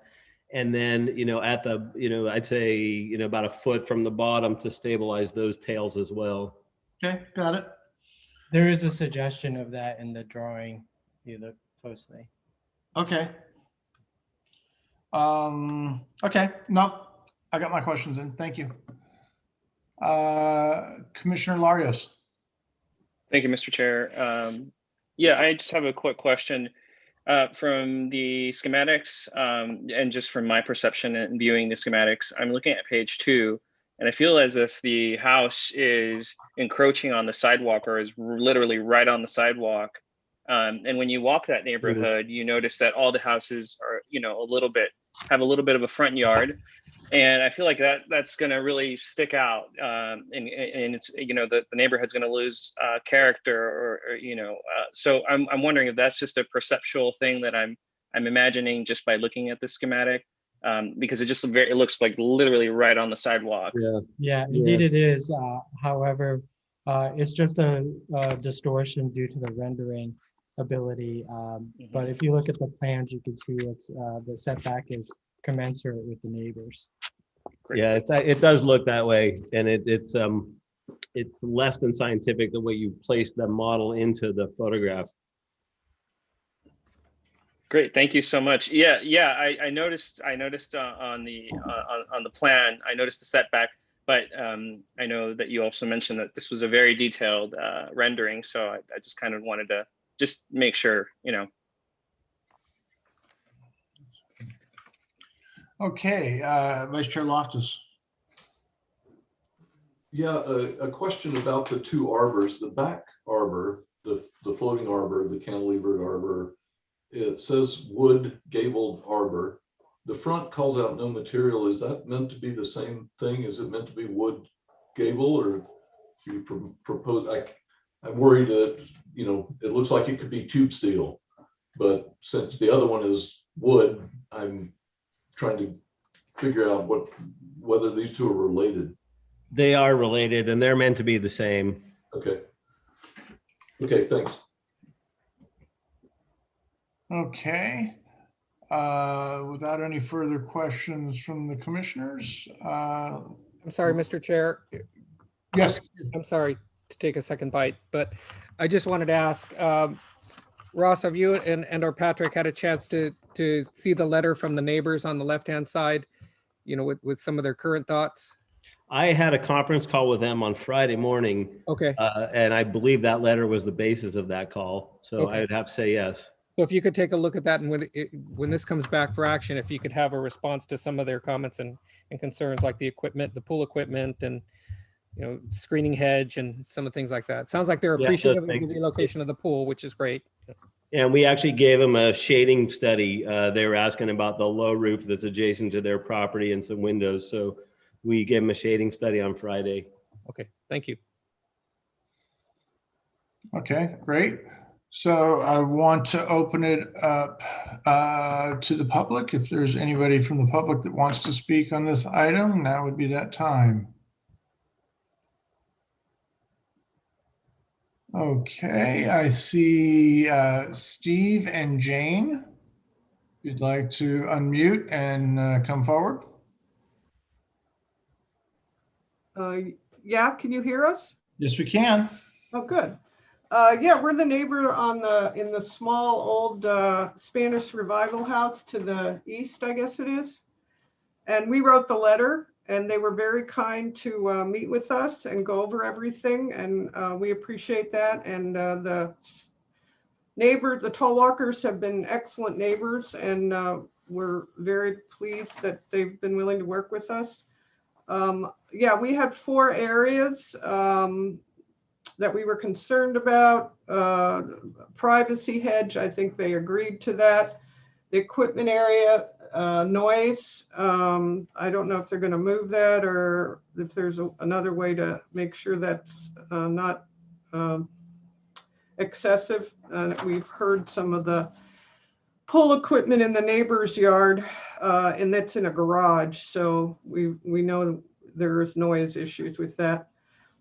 We also have a shade tree in our backyard, but now that they've moved the ADU and the pool, it'll probably be fine, but we just want assurances on that. And then there's this roof overhang. We're very blessed right now to have a driveway between us and their 2-story house. Now there's this artificial roof overhang, which I guess is covering where the garbage cans are.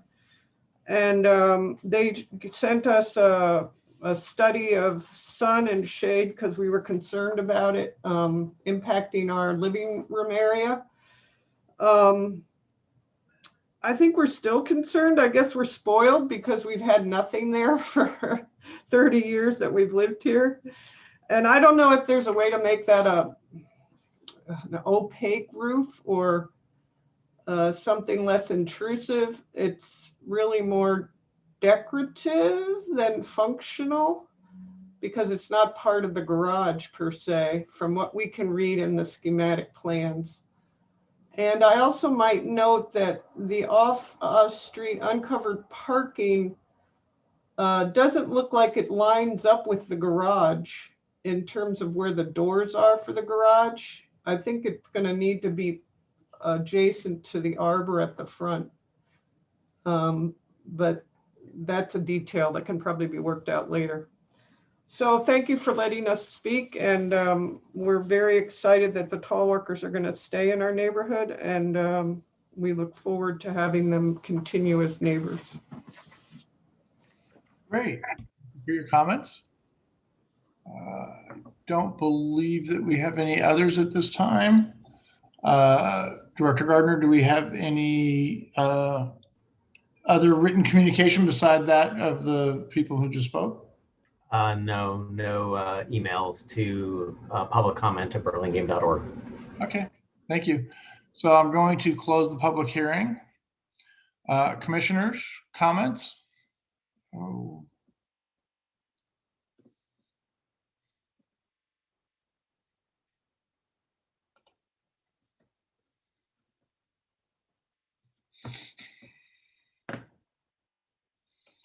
Okay, Vice Chair Loftus.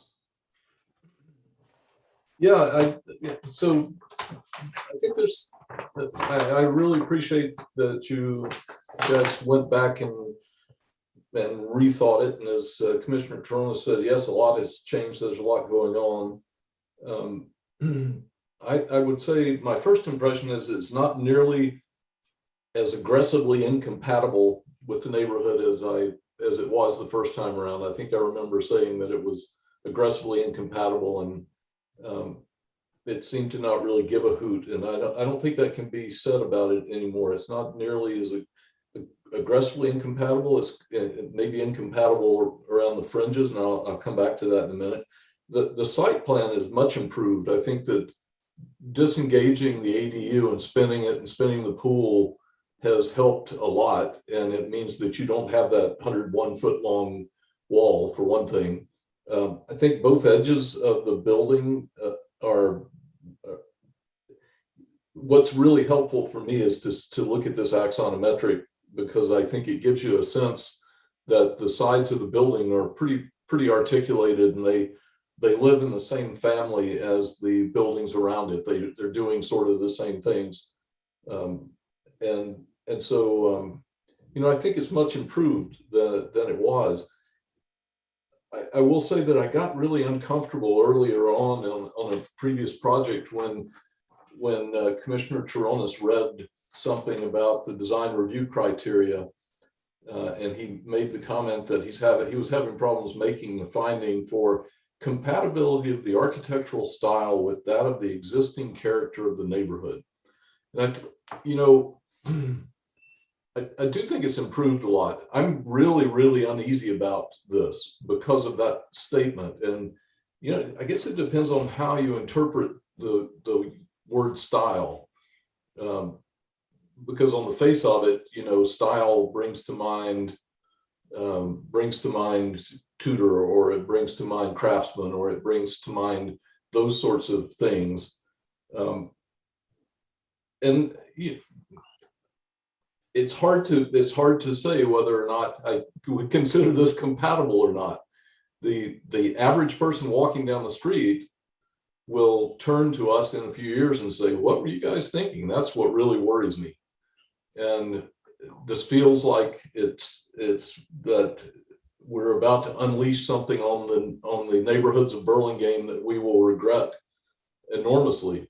That said, I think it's a pretty good project. Well, I wish that this weren't such a tight neighborhood, though.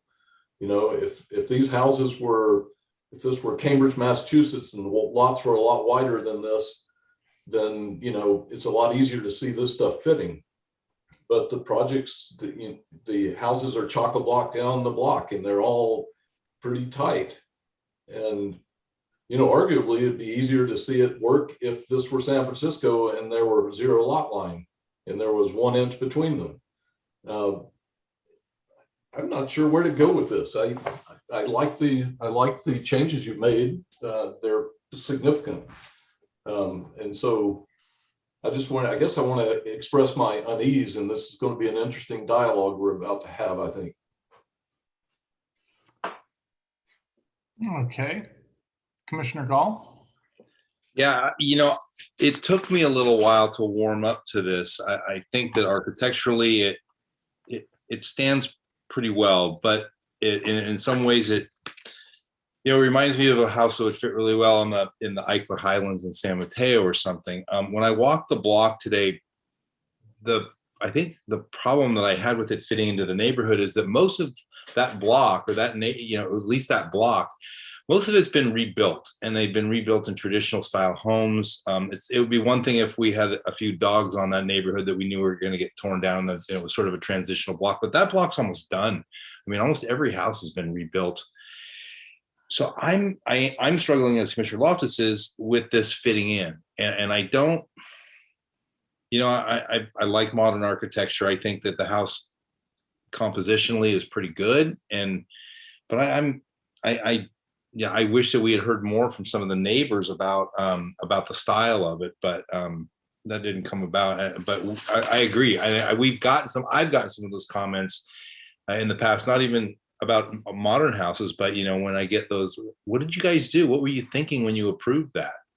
So I'm not 100% comfortable with approving this project or having it go forward with this style of design. Okay, Commissioner Toronis? Yeah, I will say that I think the project is vastly improved. I think that the site planning, as Commissioner Loftus was saying, is a big improvement. In terms of the style, you know, I'm comfortable with it. I'm okay with the contemporary or modern style. As I've said before, if something has good residential scale and a good residential sort of feel to it, then I think modern or contemporary can work. You know, this doesn't look like a chapel anymore. It doesn't look like a commercial building. It looks like a house. You know, what I will say is, well, first of all, we're not approving it tonight. So I think it can go through some reiteration or some refinement. What I will say is that, you know, I want to be comfortable with the detailing that to make sure it's going to work. And it sounds like the architect can do that to make it work. I would ask that they revisit the drawings to make sure that the lines are representing what's really going to happen, just in terms of you know, sort of zero line or single line abutments of materials, et cetera. You know, I think the project is trying really hard though, and forcing some things that are sort of almost an over articulation. You know, the pop-up of the stairwell on the right hand side is creating a complexity that, you know, I think could be simplified. I get, you know, that they're trying to get some light in there, but I think that there are other ways to do that. The ironic thing for me is that I look at the ADU, which we're not commenting on the character or the ADU or anything really in terms of its entitlement, but it has sort of a quiet and understated elegance to it in looking at that in the axonometrics. And the house has just almost a little bit of overcomplication. You know, so, but that said, I think it could be made to work with, you know, so another pass at some of the issues that we've talked about. You know, I'd like to see them respond in a little bit more detail to the neighbors. Although that said, you know, in looking at that roof overhang on that left-hand side as a particular item, it's a single-story element. You know, it's an eave line that's you know, at a first floor plate height. It's 4 feet from the property line. So I'd be hard pressed to make them, you know, sort of do away with that and eliminate the cover over that utility area, which I think would be a good thing. You know, we're missing the articulation on these drawings. If it's really going to be a standing metal seam roof, that's going to add a certain character to these elevations that we're not quite seeing yet.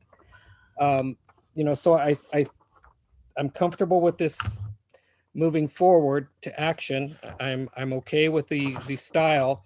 In regards to the prior application and making the findings for the design review, I think lack of character is as critically important to us and to me as whatever character is being applied. You know, so on that project, I could not make those findings. This one, I'm a little bit closer, again, because it has good scale and good massing. And what they're really asking for are just basic entitlements of design review, as well as the other, I think it's the special permit for the attached garage, but that just sort of goes without saying. So that's where I'm at. Thank you. Thank you. Commissioner Camerado? Yeah, I think, you know, I agree with Commissioner Gall. I think that I'm having a really hard time with this style of home in this particular area. I'm not against contemporary homes, and I feel that it's a lot better than it was, but I feel that this is just doesn't quite fit the neighborhood, especially that particular block. I'm not worried so much about the attached garage. I can see approving the attached garage, so that doesn't bother me so much. And the backyard is lovely. I think that fits fine. I just think that there needs to be another pass on this house, and I think, as Commissioner Toronis mentioned, I believe that we need to have some more detail, especially the type of roof. And some of the other features that my fellow commissioners mentioned. Great, thank you. Commissioner Say? Yes, I want to thank you. I just want to thank the applicant for, you know, really listening to us over the course of these meetings and working with us and trying to improve upon the original design of the home and to try to fit into the neighborhood. I see the elements that they've adapted to the design, the the angled roof lines, some of the locations of the windows, and some of the and all this articulation around the various roof forms. I think that there is some, as Commissioner Torona said, some complication with the roof that I think can be still simplified and still achieve the objectives of letting in daylight. Along the front, it's making sense as we move towards the back. I'm not certain about that high sloping deep eave that's, stretching up high to the sky. I feel like that wants to calm down a little bit and settle in with the backyard more and relate itself more to the ADU. It's the closest form to the ADU, which is more diminutive in size and scale. So I think maybe I take a look at that. I really do appreciate the rearrangement of the backyard.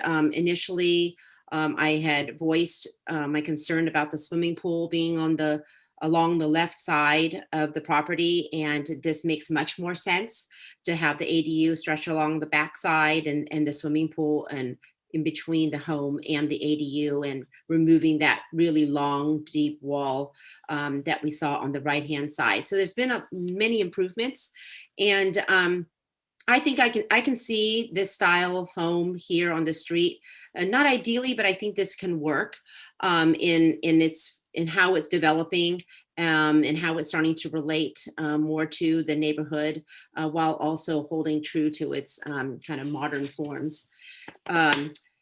Looking at A 4.4, which is the rear yard perspective as seen through the ADU, it looks like a very spacious neighborhood with lots of sky and open air and such. And I don't know if we necessarily have such a big open view back in that part of the property. And so I think it looks idealist here and very attractive, but I would just suggest that maybe the architect looked a little bit more at how these forms are relating overall to the neighbors, to side, and overall to the neighborhood.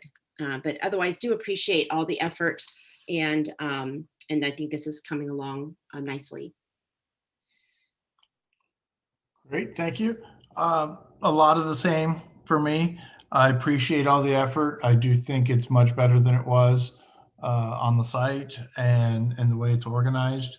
I think that the forms do look a lot more residential than they did before. But I do also think that there's a lot to be said in the details. I think that as you go to this next step, I think it is going to take a lot more detail to figure out, one, affordability for the client and being able to execute at this high level of design and making it, making it work so that then later downstream, the approved design is going to align with where we end up. So I think that the effort being put into the materials, as we said earlier, we may not get to choose every color, but as a standing seam roof, the color up there on that roof is going to kind of be important because we're going to see a lot of it. So I think that bringing the materials forth and adding that richness to your drawings is going to really help us in this next round. And I think that I hope that I can speak for all of us that we want to make projects, successful and moving forward. We don't really want to obstruct them. And so I hope that our advice and guidance will help in that process in being able to make this project go forward. So with that said, do we have a motion?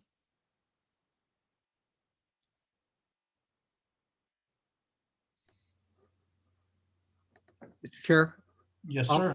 I'll make a motion to bring this back on regular action. Okay, and I'll second that. So motion made by Commissioner Torona, seconded by myself. Do we have any discussion on the motion? Yeah, I think I would hope that the design team would go back and try to calm things down a little bit. I think the points that have been made that there's a whole lot going on and things could be a little bit simpler is a good one. So I'll leave it at that. Okay, thank you, sir. Okay, can we have a roll call vote? Commissioner Camerado, Aye. Commissioner Gall, Aye.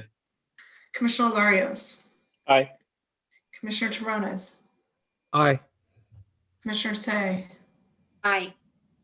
Vice Chair Loftus, Aye. and Chair Schmidt. Aye.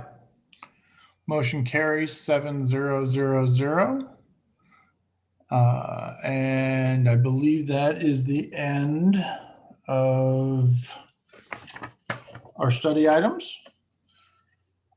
So moving on to item number 10, commissioners' reports. Does not look like we have any, correct?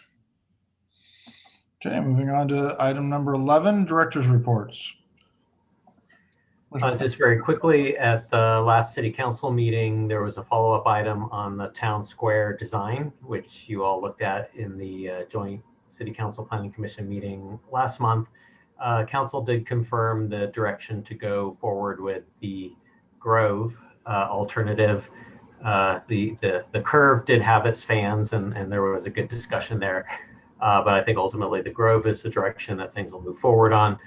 There'll still be further discussions on the particular elements and specifically the water features to be worked out, but we do have a framework going forward that will allow that project to keep moving along as well.